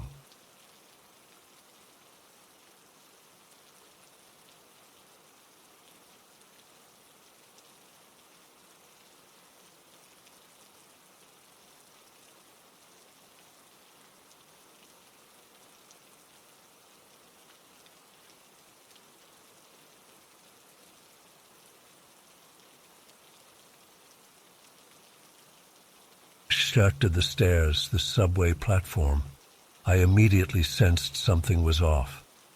The air felt thicker, almost oppressive, and there was an eerie silence that sent chills down my spine. Normally, the platform would be bustling with commuters at this hour, but today it was eerily empty. I checked my watch, wondering if I had somehow gotten the time wrong, but no, it was 8:15 a.m., peak rush hour. I cautiously made my way to the edge of the platform, straining my ears for the familiar rumble of an approaching train. Nothing. The silence was deafening. That's when I noticed something strange on the tracks. At first, I thought it was just shadows playing tricks on my eyes, but as I looked closer, I realized the darkness seemed to be moving. My heart started racing as I tried to make sense of what I was seeing. The darkness was shifting and undulating, almost like a living, breathing entity. And then I heard it. A low, guttural sound that seemed to emanate from the depths of the tunnel. It wasn't mechanical like a train. It was organic, alive. Panic gripped me, and I stumbled backward, nearly losing my footing. That's when I saw them. Dozens, maybe hundreds of dark, amorphous shapes emerging from the tunnel. They moved with an unnatural fluidity, like a swarm of insects but larger, much larger. As they got closer, I could make out vague humanoid forms, but they were wrong somehow. Elongated limbs, too many joints, faces that weren't quite faces. I wanted to run, to scream, to do anything, but I found myself frozen in place, unable to tear my eyes away from the horrifying spectacle unfolding before me. The creatures, if you could call them that, began to pour onto the platform. They moved with purpose, as if they were migrating to some unknown destination. As they got closer, I could smell them, a nauseating mix of decay and something alien, something that didn't belong in our world. The stench was so overpowering that it finally broke me out of my paralysis. I turned and ran, my legs carrying me faster than I thought possible. I sprinted up the stairs, taking them two at a time, my lungs burning with exertion.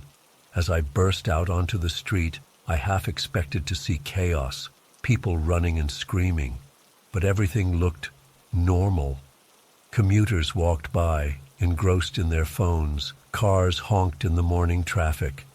It was as if the nightmare I had just witnessed didn't exist up here.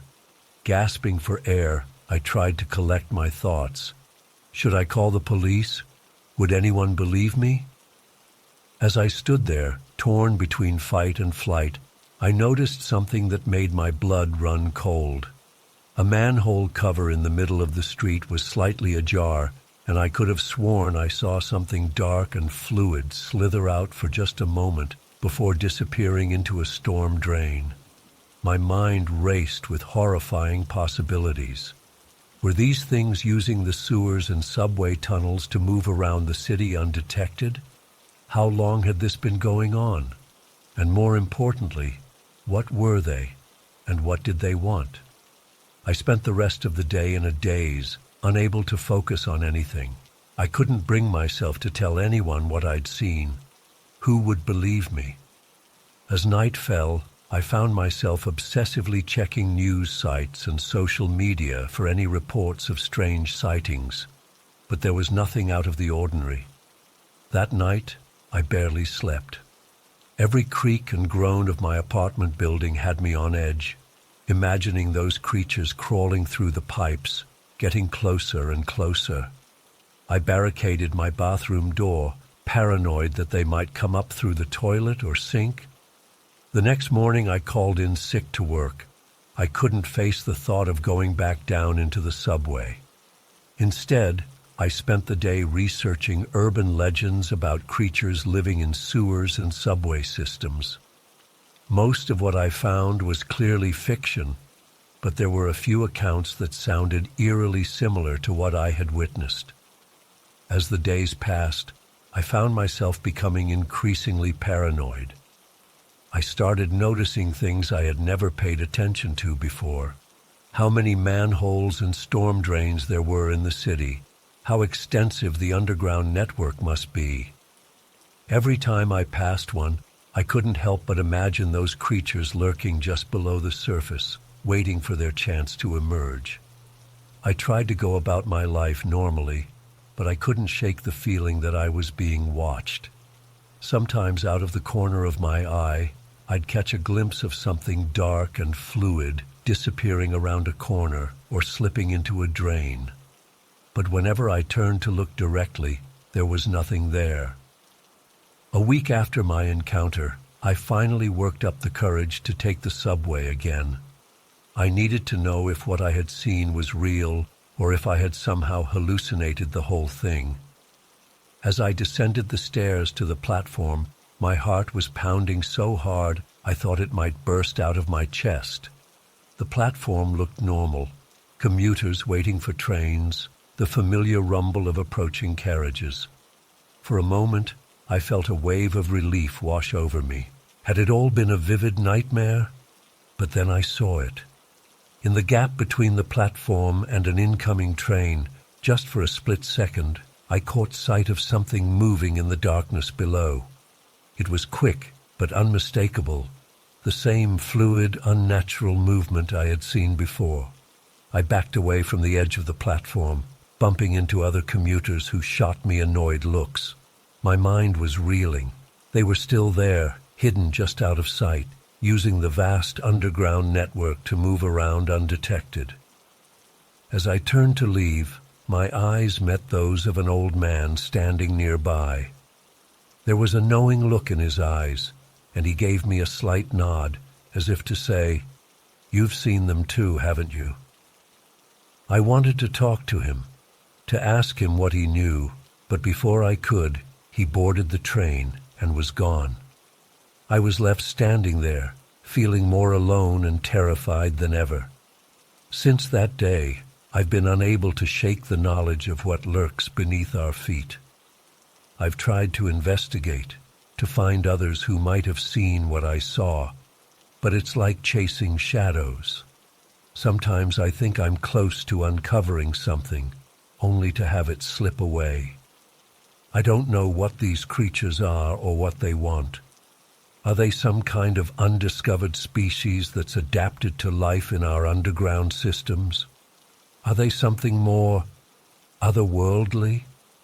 All I know is that they're down there, moving through the veins of our city, unseen and unknown by most. Every time I hear about unexplained disappearances or strange sightings in the subway, I can't help but wonder if they're connected. Are these creatures responsible? Are they slowly infiltrating our world from below? I've thought about going to the authorities, but what would I say? I have no proof, no evidence, just the testimony of a person who sounds like they've lost their mind. And part of me is terrified of what might happen if I start asking too many questions. What if they find out I know about them? What if they come for me? So I keep my secret, and I watch.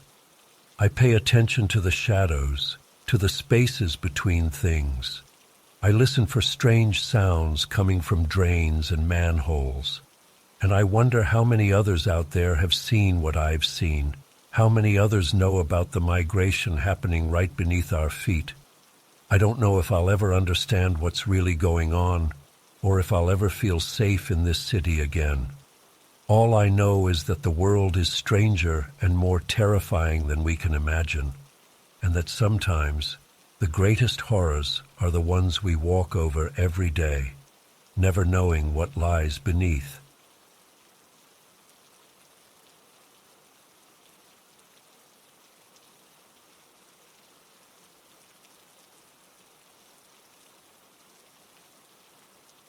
I've been working as a sewer maintenance technician for the past 5 years, and I've seen some pretty strange things down there. But nothing could have prepared me for what happened last week. It was supposed to be a routine inspection of a section of the old tunnels beneath downtown. I'd done it 100 times before. That morning, I geared up as usual. Waterproof boots, headlamp, tools, the works. I always bring a pack of cigarettes, too. It's not just for the nicotine.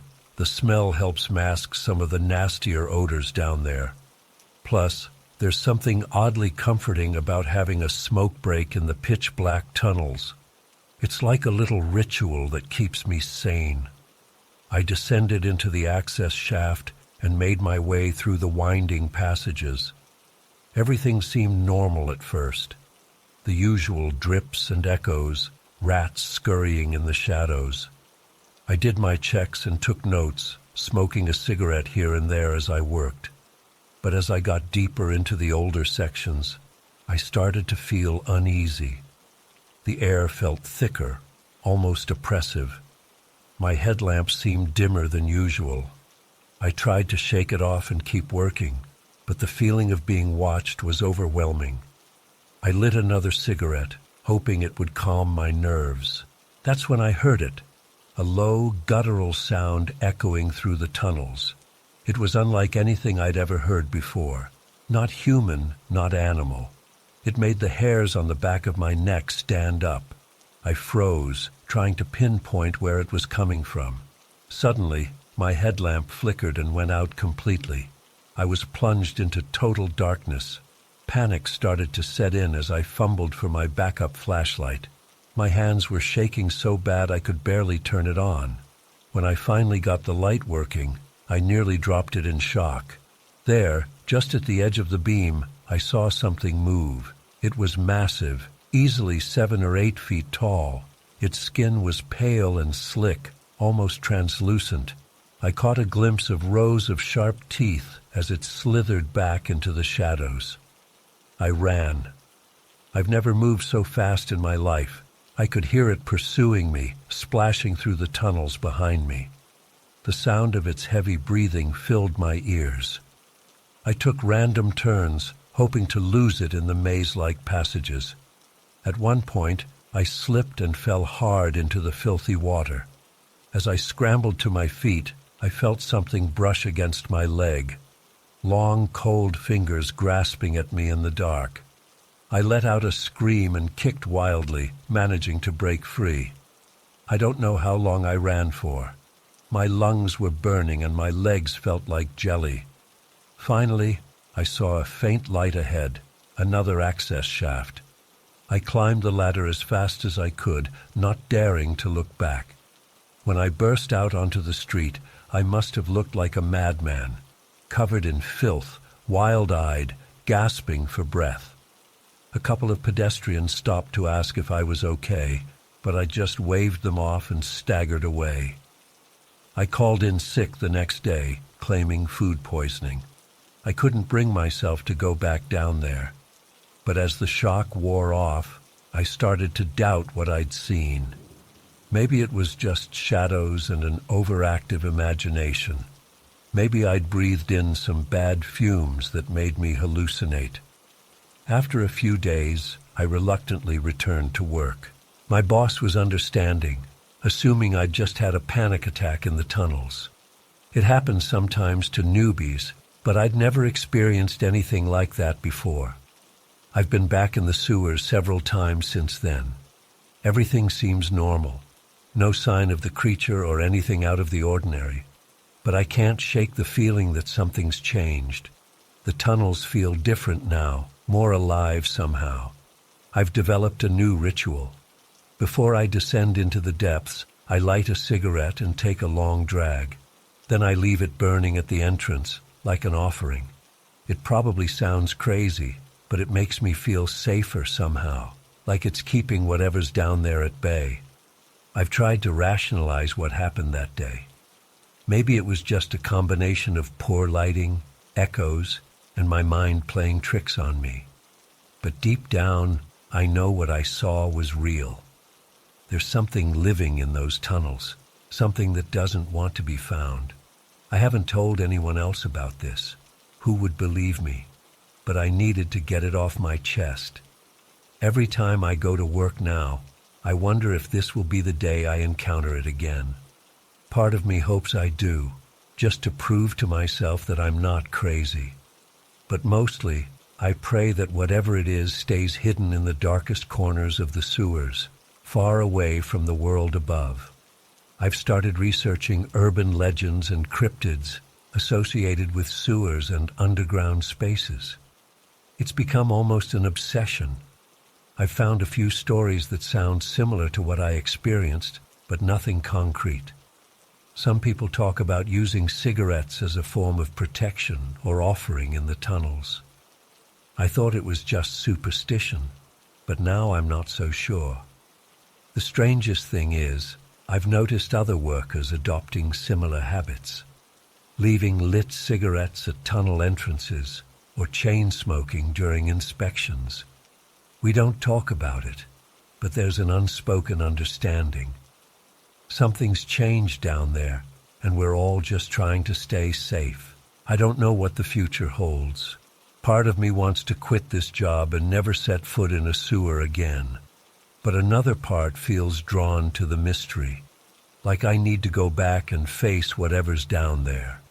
For now, I'll keep doing my job, armed with my flashlight and my cigarettes, and I'll keep watching the shadows, waiting for the day when I might catch another glimpse of the thing that lurks beneath the city.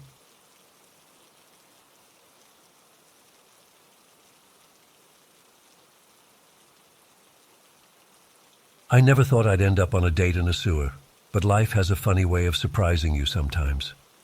It all started when I matched with this guy Jake on a dating app.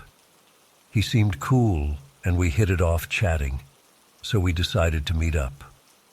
When he suggested somewhere adventurous for our first date, I figured maybe he meant rock climbing or an escape room.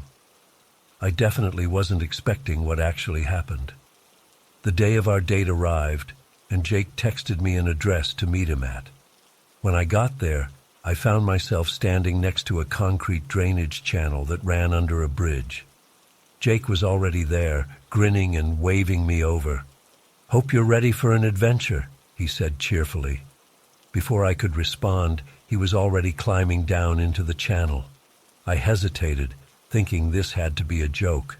But nope, he just kept going, clearly expecting me to follow. Against my better judgment, I carefully made my way down after him. The concrete was slippery, and I was thankful I'd worn sneakers instead of the heels I'd originally planned on. As we reached the bottom of the channel, I noticed a large circular opening in the wall, a storm drain pipe big enough to walk through. "Ladies first," Jake said, gesturing toward the pipe with a flourish. I must have looked as skeptical as I felt because he quickly added, "Don't worry, it's totally safe. I've explored in here tons of times." Part of me wanted to turn around and leave right then, but I'll admit I was curious. And hey, at least it was a memorable first date story, right? So I took a deep breath and ducked into the pipe. The first thing that hit me was the smell, damp and musty with hints of something less pleasant. I tried not to think too hard about what might be in the trickle of water beneath our feet. Jake pulled out a flashlight and led the way deeper into the darkness. "So, you do this often?" I asked, trying to keep my voice casual even as my heart raced. "Oh yeah, urban exploration is my hobby," Jake replied enthusiastically. "There's a whole network of storm drains and old tunnels under the city. It's like a secret world most people never see." As we walked, the pipe opened up into a larger chamber. The beam of Jake's flashlight revealed graffiti-covered walls and piles of debris.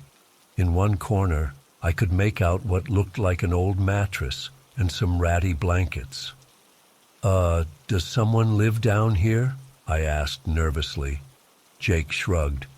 "Sometimes homeless folks use these tunnels for shelter, but don't worry, we won't run into anyone. I know all the safest routes." I wasn't entirely reassured, but I kept following him deeper into the maze of tunnels. The farther we went, the more unsettled I felt. The air was thick and oppressive, and strange echoes bounced off the walls. Every so often, I'd catch glimpses of movement in the shadows that made me jump. "So, where exactly are we going?" I finally asked after what felt like an eternity of walking. "You'll see," Jake said with a mysterious smile. "We're almost there." A few minutes later, we emerged into a massive underground chamber. Jake's flashlight beam swept across crumbling brick walls, covered in elaborate murals. Rusty pipes and old machinery loomed in the shadows. "Welcome to the Forgotten Pump Station," Jake announced proudly. "It used to help control flooding back in the 1800s, but it's been abandoned for decades. Cool, right?" I had to admit, it was pretty impressive in a creepy sort of way. As Jake excitedly pointed out various features, I found myself relaxing a bit. Maybe this wasn't such a bad idea after all. It was certainly more interesting than small talk over coffee. But then I heard something that made my blood run cold. Voices echoing from one of the tunnels we'd come through. Jake froze, his eyes wide. "That's weird," he whispered. "There shouldn't be anyone else down here." Before we could decide what to do, flashlight beams appeared at the tunnel entrance. I heard gruff male voices getting closer. "Quick, hide!" Jake hissed, grabbing my arm and pulling me behind a large piece of machinery. We crouched there in tense silence as the voices got louder. I could make out at least 3 distinct speakers, all male. They sounded angry about something. "I'm telling you, I saw someone come down here," one voice insisted. "Probably some punk kids or homeless junkies." "Well, they picked the wrong place to squat," another voice growled. "Let's teach 'em a lesson about trespassing." My heart was pounding so hard I was sure they'd hear it. Jake had turned off his flashlight, leaving us in total darkness. I felt him tense beside me as footsteps entered the chamber. The beams of multiple flashlights swept across the room. I held my breath, praying they wouldn't find us. For several agonizing minutes, the men searched the chamber, overturning debris and checking behind pillars. Just when I thought we were in the clear, a beam of light hit the machinery we were hiding behind. I heard footsteps approaching our position. Suddenly, Jake leapt up and shouted, "Run!" He grabbed my hand and took off sprinting toward one of the other tunnel entrances. I stumbled after him, adrenaline surging through my veins. Behind us, I heard angry yells and pounding footsteps. We raced through dark tunnels, splashing through puddles, and nearly losing our footing on the slippery concrete. I had no idea where we were going, trusting Jake to lead us to safety. After what felt like miles of frantic running, we finally emerged from a storm drain into the fading evening light. We kept running until we reached a busy street corner, where we finally stopped to catch our breath. "What the hell was that?"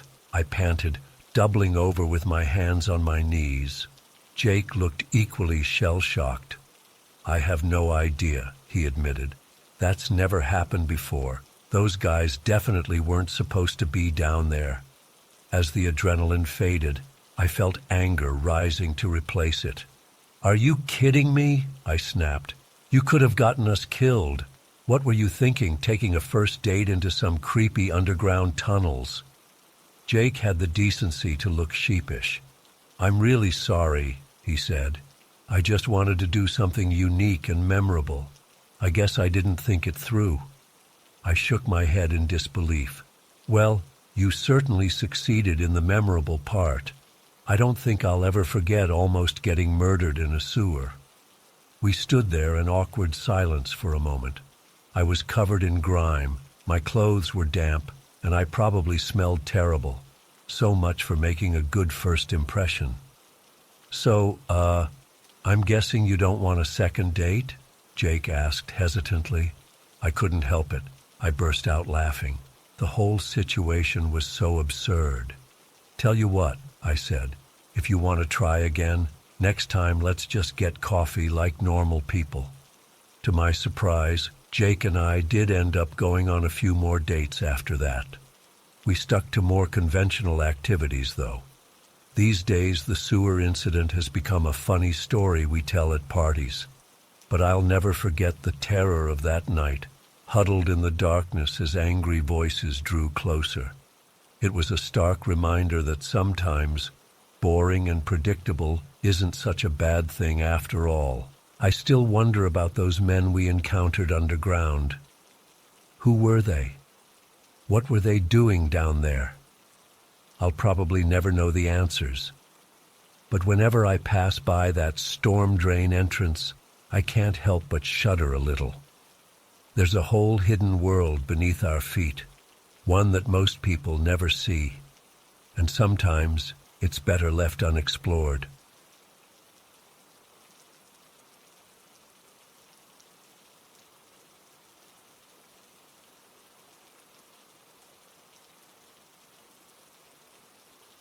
I still remember that summer like it was yesterday, even though it's been over 20 years now. I was 10 years old, and my little sister Lily was 8. We'd just moved into this big old farmhouse with our parents, and we were so excited to explore every nook and cranny. One day, Lily and I discovered a small crawl space hidden behind a loose panel in our bedroom closet. It was just big enough for us to squeeze through, and it led to a narrow corridor that seemed to run between the walls. We thought it was the coolest thing ever, our own secret passageway. That first time we crawled through, it only took us maybe 30 seconds to reach the other end, which opened up into a dusty storage room in the attic. We giggled and high-fived, feeling like we'd discovered buried treasure. The next day, we decided to show our secret passage to our friend Emma, who lived next door. As we crawled through single file, I started to feel like something was off. The corridor seemed longer somehow, taking nearly a full minute to traverse. When we popped out the other side, Emma was amazed, but Lily and I exchanged confused glances. "Did that seem longer to you?" I whispered to her. She nodded, eyes wide. Over the next few weeks, we became obsessed with our magical crawl space. Each time we went through, it felt longer and longer. Soon it was taking us 5 minutes, then 10, then 15 to reach the other side. But the weirdest part was, when our parents or other adults tried it, they'd pop out the other end almost instantly. They didn't seem to notice anything strange. One scorching hot afternoon in July, Lily and I decided to time our journey through the passage. As we entered the narrow space, I felt a chill run down my spine despite the heat. The air felt thick and heavy, almost like wading through invisible syrup. We crawled and crawled, our knees scraping against the rough wooden floor. The dusty air made it hard to breathe. After what felt like an eternity, I checked my watch. We'd been crawling for over an hour. Panic started to set in. The passage seemed to stretch on forever, much longer than our house could possibly be. The walls felt like they were closing in, and strange whispers echoed in the darkness. I wanted to turn back, but when I looked behind us, I could only see an endless dark tunnel. Lily started to cry, and I tried to comfort her even though I was terrified too. We had no choice but to keep going forward. My arms and legs ached, and I was soaked with sweat. Time seemed to lose all meaning as we crawled through that nightmare space. Just when I thought we couldn't go on any longer, we suddenly tumbled out into the familiar attic storage room. Gasping for air, I checked my watch again. Over 3 hours had passed, but when we raced downstairs, our mom said we'd only been gone for about 10 minutes. Lily and I tried to explain what had happened, but of course our parents didn't believe us. They just laughed it off as our overactive imaginations. But we knew the truth. Something impossible and terrifying had happened in that crawl space. For weeks afterward, I had vivid nightmares about being trapped in an endless, shape-shifting corridor. Lily refused to go near our bedroom closet. We begged our parents to let us move to a different room, making up excuses about weird noises and drafts. Eventually, the nightmares faded and life went back to normal. But Lily and I made a pact to never, ever enter that crawl space again. Sometimes late at night, I'd hear strange creaking and rustling coming from inside the walls, as if the passage was shifting and stretching. Years later, when I was packing up to leave for college, I worked up the courage to peek into the crawl space one last time. But when I moved the panel aside, there was nothing there, just solid wall. The passage had vanished without a trace. To this day, I still can't explain what happened to us that summer. Was it some kind of interdimensional portal? A glitch in the fabric of reality? Or just the product of two kids' overactive imaginations? All I know is that the memory of that endless nightmare crawl still makes my skin crawl.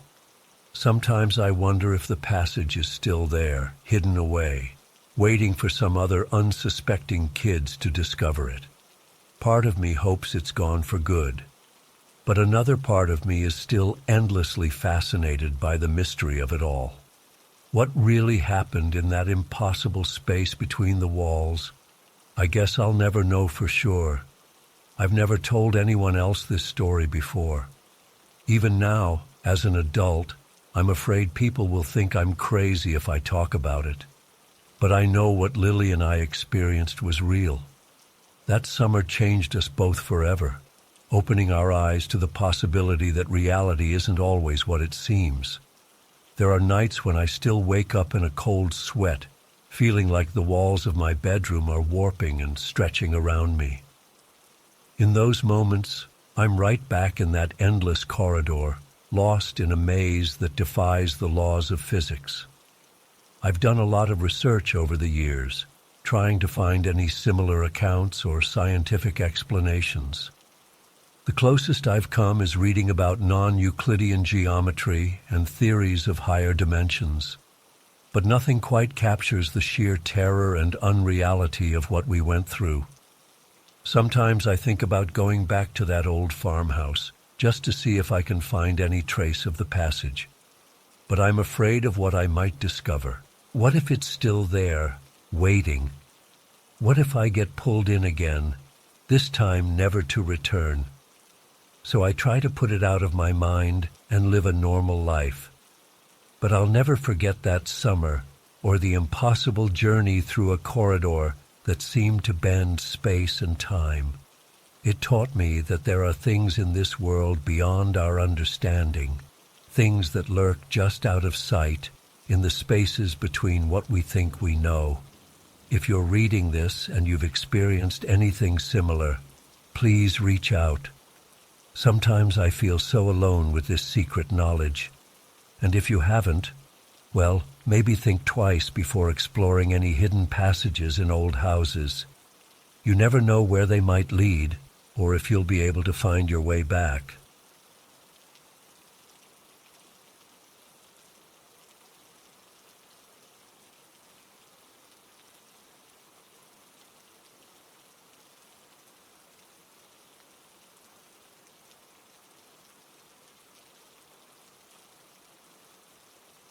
Still remember that day like it was yesterday.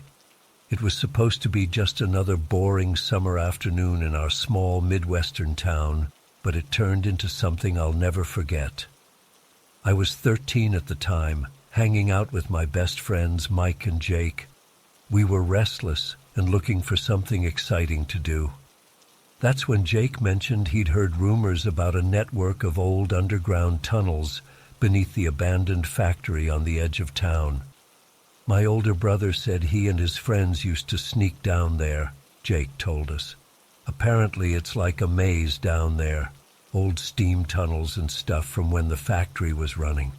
Could be cool to check out. Mike and I were instantly intrigued. We'd always been drawn to exploring abandoned places, but this sounded next level. The thought of venturing into dark underground passageways both thrilled and terrified me. We grabbed our backpacks and stuffed them with flashlights, snacks, and water bottles. As we rode our bikes to the old factory, my heart was racing with nervous excitement. The factory had been shut down for decades and was surrounded by a rusty chain-link fence. We found a gap where the fence had been cut and squeezed through. The massive brick building loomed over us, its broken windows like hollow eyes. "Over here," Jake whispered, leading us around to the back. Sure enough, there was a heavy metal door set into the concrete foundation. It took all three of us pushing to slowly creak it open. The musty smell of damp earth and decay wafted out. I clicked on my flashlight, revealing a set of stairs descending into inky blackness. For a moment I hesitated, every instinct telling me to turn back. But I didn't want to chicken out in front of my friends. "Let's do this," I said, trying to sound braver than I felt. We started down the stairs, our footsteps echoing in the silence. At the bottom, we found ourselves in a long corridor lined with rusted pipes. Puddles of stagnant water dotted the floor. The beam of my flashlight barely penetrated the oppressive darkness ahead. "Which way should we go?" Mike asked nervously. "Let's try left," Jake suggested. We started walking, huddled close together. Every noise, a distant drip of water, the skitter of tiny claws, made me jump. The corridor eventually opened into a larger chamber. Ancient machinery loomed in the shadows, covered in cobwebs. It felt like we'd stepped back in time. "Check this out," Mike said, shining his light on some faded graffiti on the wall. It looked like it had been there for decades. As we examined it, I suddenly felt a chill run down my spine. The graffiti seemed to depict some kind of ritual, with crude stick figures arranged in a circle around a central figure. "Guys, maybe we should head back," I started to say. But my words were cut off by a loud clang that echoed through the chamber. We all froze. "What was that?" Jake whispered. "Probably just some pipes settling," Mike said unconvincingly. We stood silently for a moment, straining to hear. That's when I noticed a faint, rhythmic thumping sound, like footsteps, coming from one of the adjoining tunnels. My blood ran cold. "Someone's coming," I hissed. Panicked, we frantically looked for a place to hide. Mike spotted a small alcove behind some old machinery, and we squeezed in, clicking off our flashlights. The footsteps grew louder, accompanied by an eerie shuffling sound. I held my breath as a figure entered the chamber. In the dim light filtering from above, I could make out the silhouette of what looked like a person, but something was off about their movements. They walked with an unnatural, jerky gait.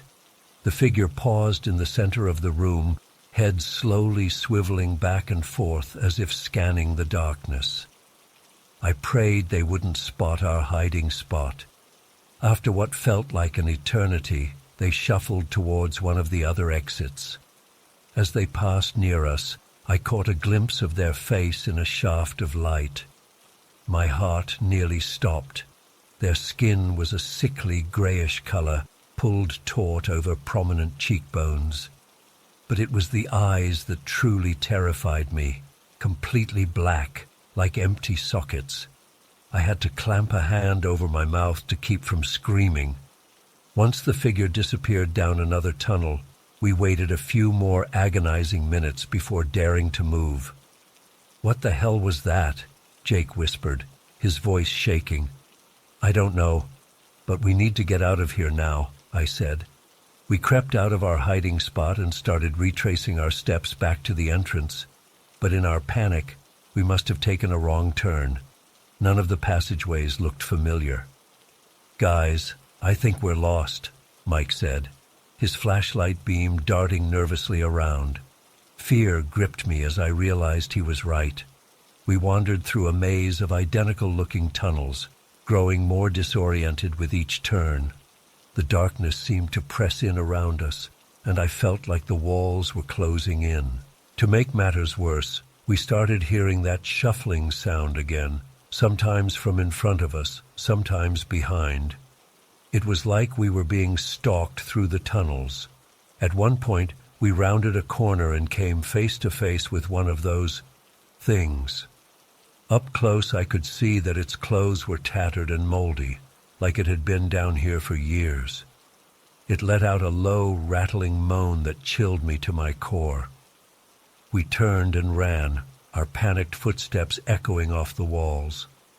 I had no idea where we were going, just desperately trying to put distance between us and that creature.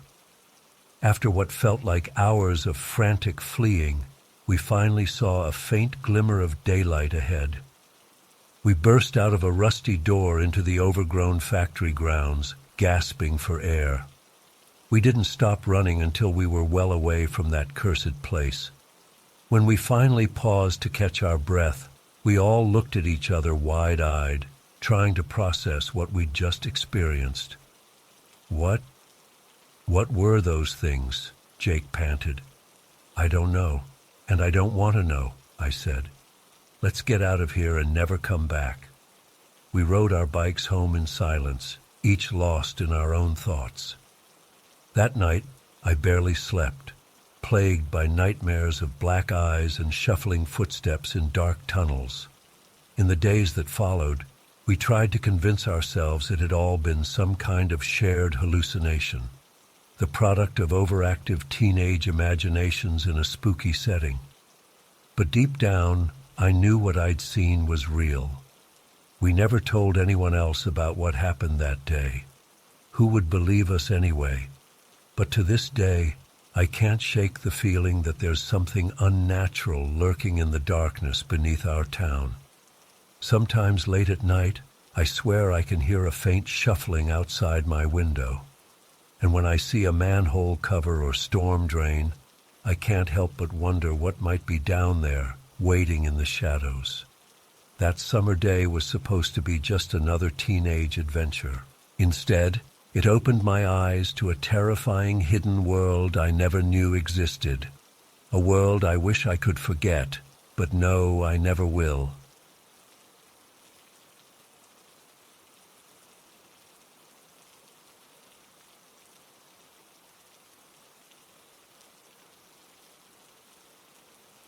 I still can't believe what happened to me last week. It's been days, and I'm still trying to process everything. I guess I should start from the beginning. I was cleaning out my grandfather's attic after he passed away.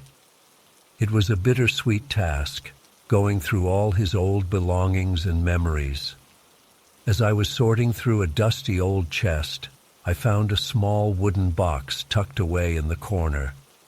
It looked ancient, with intricate carvings on the lid. My curiosity got the better of me, and I opened it. Inside was a ring unlike anything I'd ever seen before. It was made of some dark metal, not quite black, but with an otherworldly sheen to it.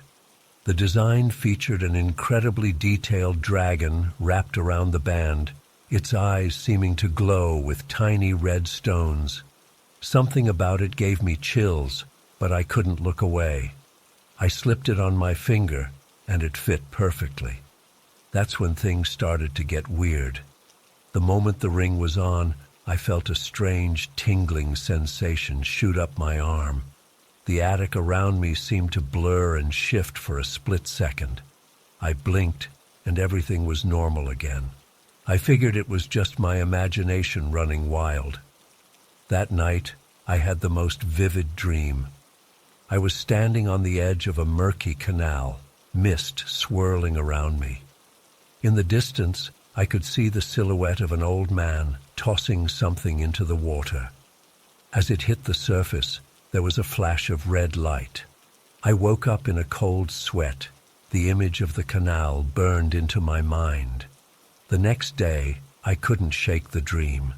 It felt so real, like a memory rather than something my subconscious had conjured up. I found myself absent-mindedly fiddling with the ring as I went about my day. Every time I touched it, I got that same eerie feeling. On a whim, I decided to do some research on the area where my grandfather had lived. To my shock, I discovered there was an old canal not far from his house that had been filled in decades ago. The location matched perfectly with what I'd seen in my dream. I knew it was crazy, but I felt compelled to go there. I drove out to the site where the canal used to be, now just an overgrown field. As soon as I stepped out of the car, that tingling sensation from the ring intensified. I walked towards where the water would have been, my heart racing. Suddenly, the world around me started to shimmer and blur, just like it had in the attic. When my vision cleared, I gasped. The empty field was gone. In its place was the canal from my dream, misty and foreboding. I could see my own reflection in the dark water, but something was off. The face staring back at me wasn't mine. It was my grandfather's, decades younger. Panic set in as I realized I was somehow experiencing his memory. I wanted to run, but my body, his body, moved of its own accord. I felt myself reach into my pocket and pull out the very same ring I'd found in the attic. With a heavy heart, I watched as my grandfather's hands tossed it into the canal. As the ring hit the water, there was that same flash of red light I'd seen in my dream. The world began to spin, and I felt like I was being pulled in 1,000 directions at once. When everything stopped, I was back in the present, standing in the empty field and gasping for air. I looked down at my hand, half expecting the ring to be gone. But there it was, still on my finger. How was this possible? I'd just witnessed my grandfather throw it away years ago, yet here it was. Over the next few days, the visions continued. Every time I touched the ring, I'd be transported to another time and place. I saw flashes of its history, a medieval blacksmith forging it with strange rituals, a Victorian lady wearing it at a séance, a soldier burying it in a war-torn field. Each time, the ring would somehow find its way to its next owner, defying logic and the laws of physics. I became obsessed with uncovering its secrets. I spent hours researching dragon symbolism, ancient metallurgy, and occult practices. The more I learned, the more convinced I became that this was no ordinary ring. It seemed to have a will of its own, choosing its bearers and guiding them through time. One night, as I sat at my desk poring over old books, I felt the ring grow hot on my finger. The room began to fade away, and I braced myself for another vision. But this time was different. Instead of seeing the past, I found myself in a place I couldn't describe. It was like standing in the void between worlds. A voice echoed around me, ancient and powerful. "You have seen the path," it said. "The ring has chosen you to continue its journey." I tried to speak, to ask what it meant, but no words came out. The voice continued, "Each bearer leaves a piece of themselves within. You are now part of its story, as it is part of yours. Guard it well, for in time, you too must pass it on." With a jolt, I was back in my room. The ring had cooled, but I could feel a new energy pulsing within it. I realized then that I was just one link in a chain stretching back through history and forward into the future. Since that night, the visions have stopped, but I can still feel the ring's presence, a constant reminder of the mysterious forces at work in the world. I don't know when or how, but I know that someday I'll have to let it go, to continue its journey through time.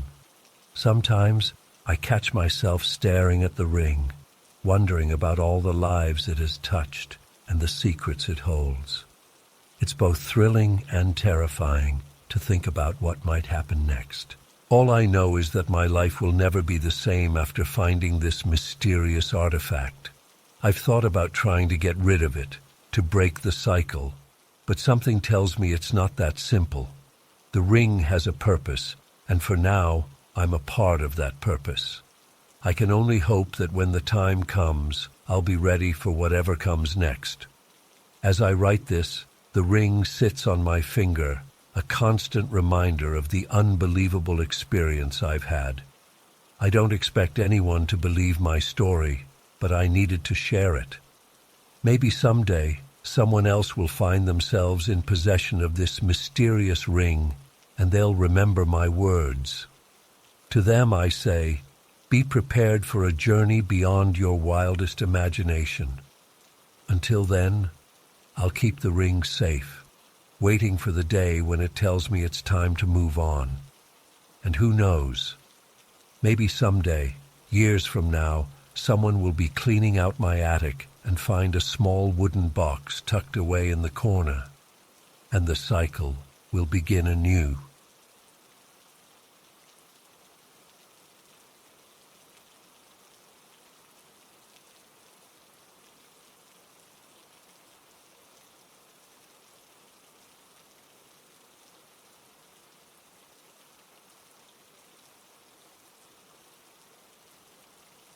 We had been at the site for about a week, doing preliminary surveys and taking soil samples.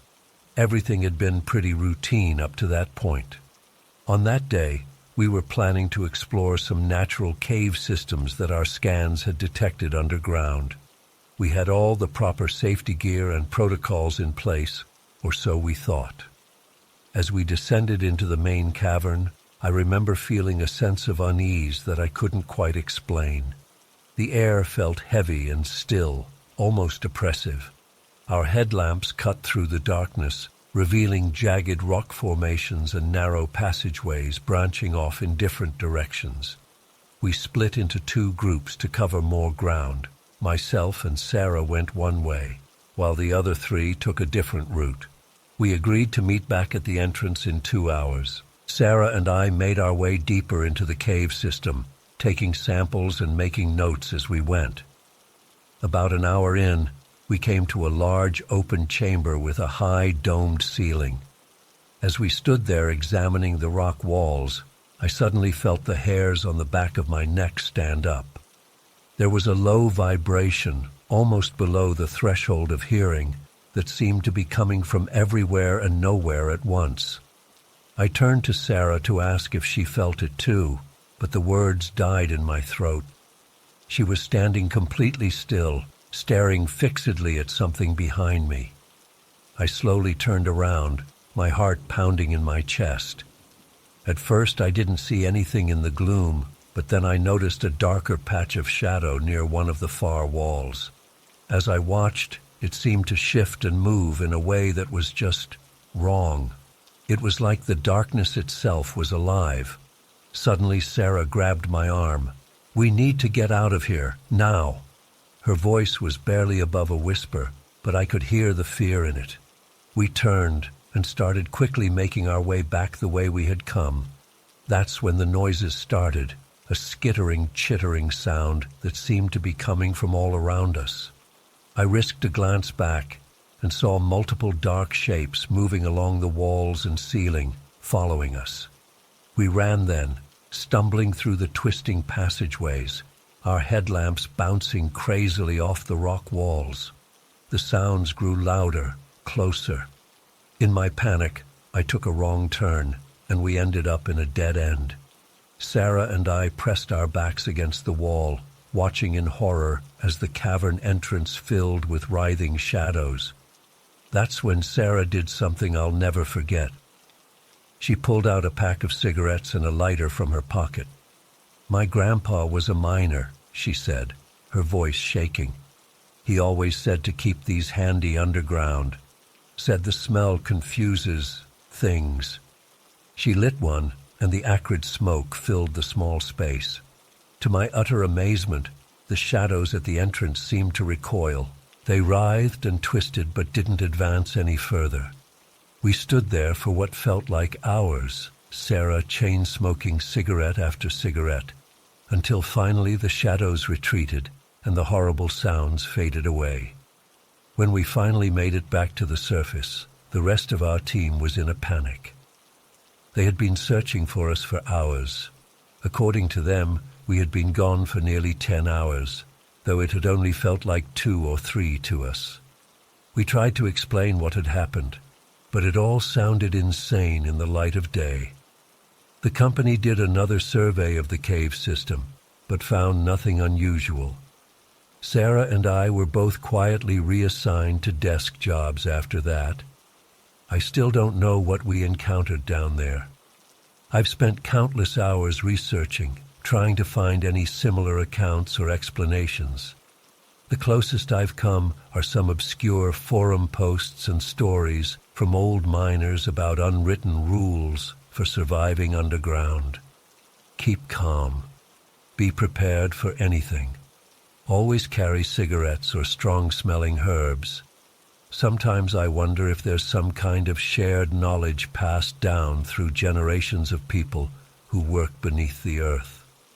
A set of protocols for dealing with things that most of us never encounter. All I know is that I'll never go underground again, and I always keep a pack of cigarettes with me now, just in case. The experience has left me permanently changed. I find myself jumping at shadows, unable to be in dark or enclosed spaces. I've developed a nervous habit of always having a lighter in my hand, flicking it on and off when I'm anxious. Sarah and I don't talk much anymore. I think we both prefer to try and forget. But sometimes I'll catch her eye across the office, and I know she's remembering too. I've tried to rationalize it, to convince myself it was just some kind of shared hallucination brought on by gas pockets in the cave or something. But deep down, I know what I saw, what I felt. There are things in the darkness beneath our feet, things that have been there far longer than us, and sometimes they notice when we intrude on their domain. I'm not sure why I'm sharing this now. Maybe as a warning to others who might find themselves in similar situations. Maybe just to finally get it off my chest. All I know is that I'll never look at a cave or mine the same way again. And if you ever find yourself deep underground and feel that prickle of unease on the back of your neck, light a cigarette. It might just save your life. The whole experience has left me with so many unanswered questions. Why did the cigarette smoke seem to repel whatever was down there? How did we lose so much time? What were those shadow creatures, and why haven't they been documented by science? Part of me wants to go back, to try and find answers, but a much bigger part of me never wants to set foot underground again. I've found myself becoming obsessed with other underground stories and legends. I've read about mysterious disappearances in cave systems, strange noises and lights reported by miners, entire expeditions that have vanished without a trace. It makes me wonder just how much we don't know about what lies beneath the surface of our world. The hardest part is feeling like I can't talk to anyone about it. Who would believe me? I've tried therapy, but I always stop short of telling the whole story. How do you explain to someone that you encountered otherworldly shadow monsters in a cave? That the only thing that saved you was a pack of cigarettes and some half-remembered advice from a long-dead miner? Sometimes I dream about it. In my nightmares, I'm back in that cave, but this time the cigarettes don't work. The shadows advance, engulfing everything, and I wake up gasping for air, convinced for a few terrifying seconds that I'm still trapped underground. I've developed some unusual habits since that day. I can't sleep without a light on. I've mapped out every potential hiding spot and escape route in my house just in case. I find myself stockpiling matches, lighters, and yes, cigarettes, even though I don't smoke. It's like some part of my brain is constantly preparing for another encounter, even though logically I know it's unlikely. I've tried reaching out to Sarah a few times to see if she wants to talk about what happened, but she always brushes me off, changes the subject. I can see the same haunted look in her eyes, though. She knows what we saw was real, even if neither of us can explain it. There are days when I almost convince myself it didn't happen, that it was all just some vivid hallucination or dream. But then I'll catch a glimpse of a dark corner or feel a cool breeze on the back of my neck, and it all comes rushing back. The fear, the confusion, the absolute certainty that we encountered something beyond our understanding. I don't know if I'll ever fully come to terms with what happened that day. All I know is that it changed me, fundamentally and irrevocably. I see the world differently now, always aware that there might be more lurking in the shadows than we realize. And if you ever find yourself deep underground, feeling that creeping sense of dread, well, I hope you remembered to bring a lighter.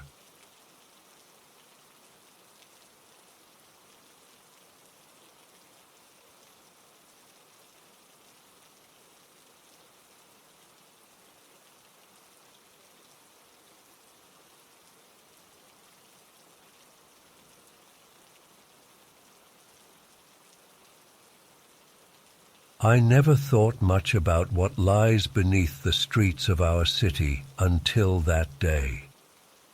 It started as a normal Thursday morning. I woke up, got ready for work, and headed out to catch the subway like I always do. The station was busy as usual with the morning rush. I swiped my card and made my way down to the platform. That's when things started to feel off. I can't explain it, but there was a strange heaviness in the air. The fluorescent lights seemed dimmer than normal, casting eerie shadows. As I waited for the train, I noticed an old maintenance door I'd never paid attention to before. It was slightly ajar, and I could have sworn I saw movement in the darkness beyond. I tried to shake off the uneasy feeling. Just my imagination running wild, I told myself. But then I heard it, a faint scraping sound coming from behind that door. My heart started racing. Before I could process what was happening, the door creaked open wider. I expected to see a maintenance worker step out. Instead, to my horror, a pale, emaciated hand reached out from the blackness. Its fingers were unnaturally long and spindly, groping blindly at the air. I stumbled back, my breath caught in my throat. No one else on the platform seemed to notice. They were all engrossed in their phones or lost in their own worlds. I wanted to cry out, to point and alert someone, but my voice was frozen. The hand retreated, and the door slowly swung shut.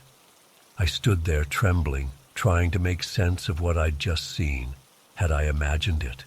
Was I going crazy? The arrival of my train snapped me out of my daze. I hesitated for a moment, then joined the flow of commuters boarding. As the doors closed, I caught a final glimpse of that maintenance door. It looked normal now, tightly shut, but I couldn't shake the feeling that something was very, very wrong. Throughout the day at work, I couldn't concentrate. My mind kept replaying that moment over and over. I scoured news sites on my lunch break, looking for any reports of strange sightings or unexplained phenomena in the subway.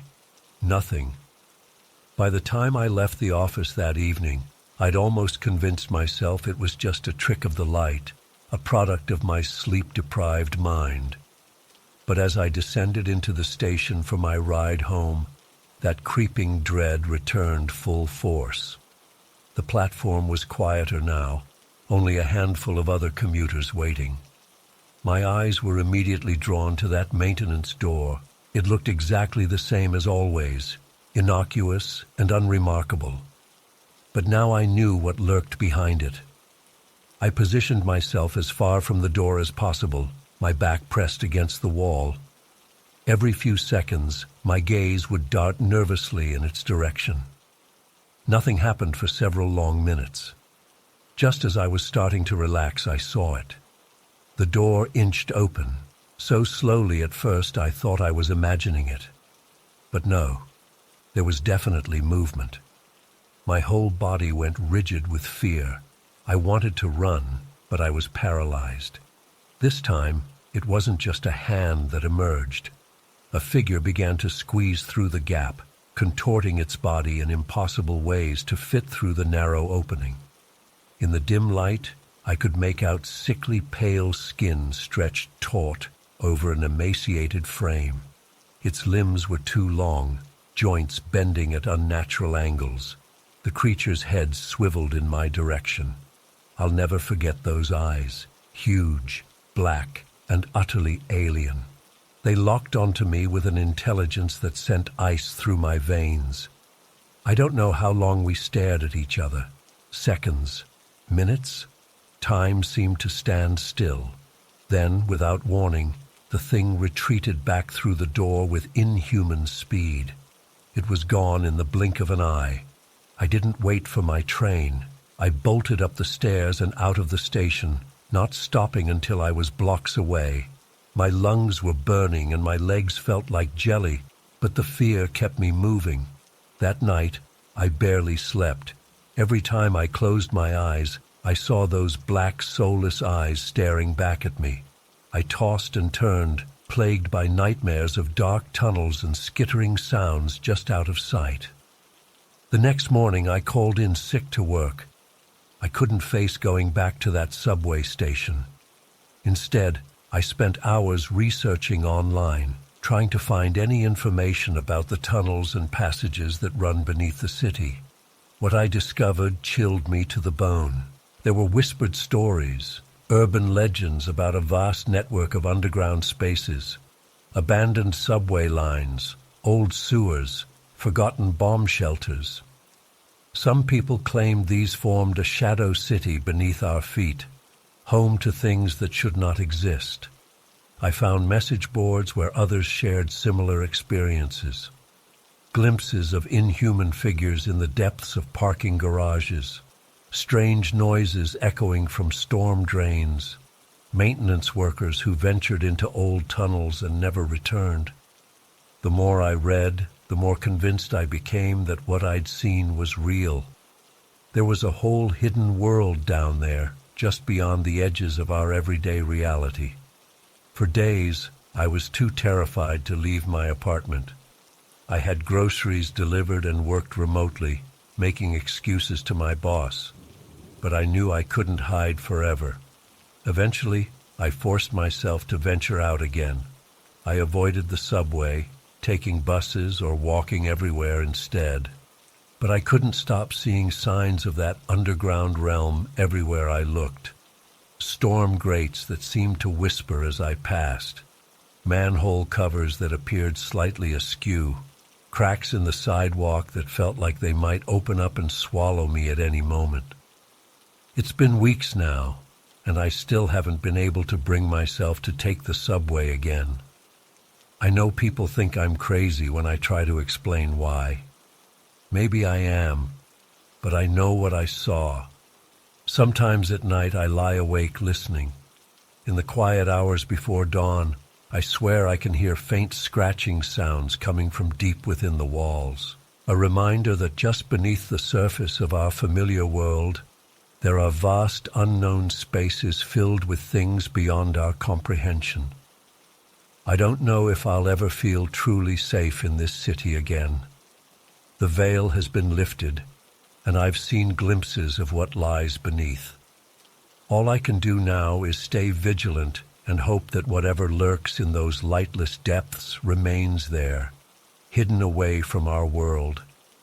But late at night, when the city sleeps, I can't shake the feeling that those creatures are down there, waiting, watching, and someday they might decide to venture up into our world once more.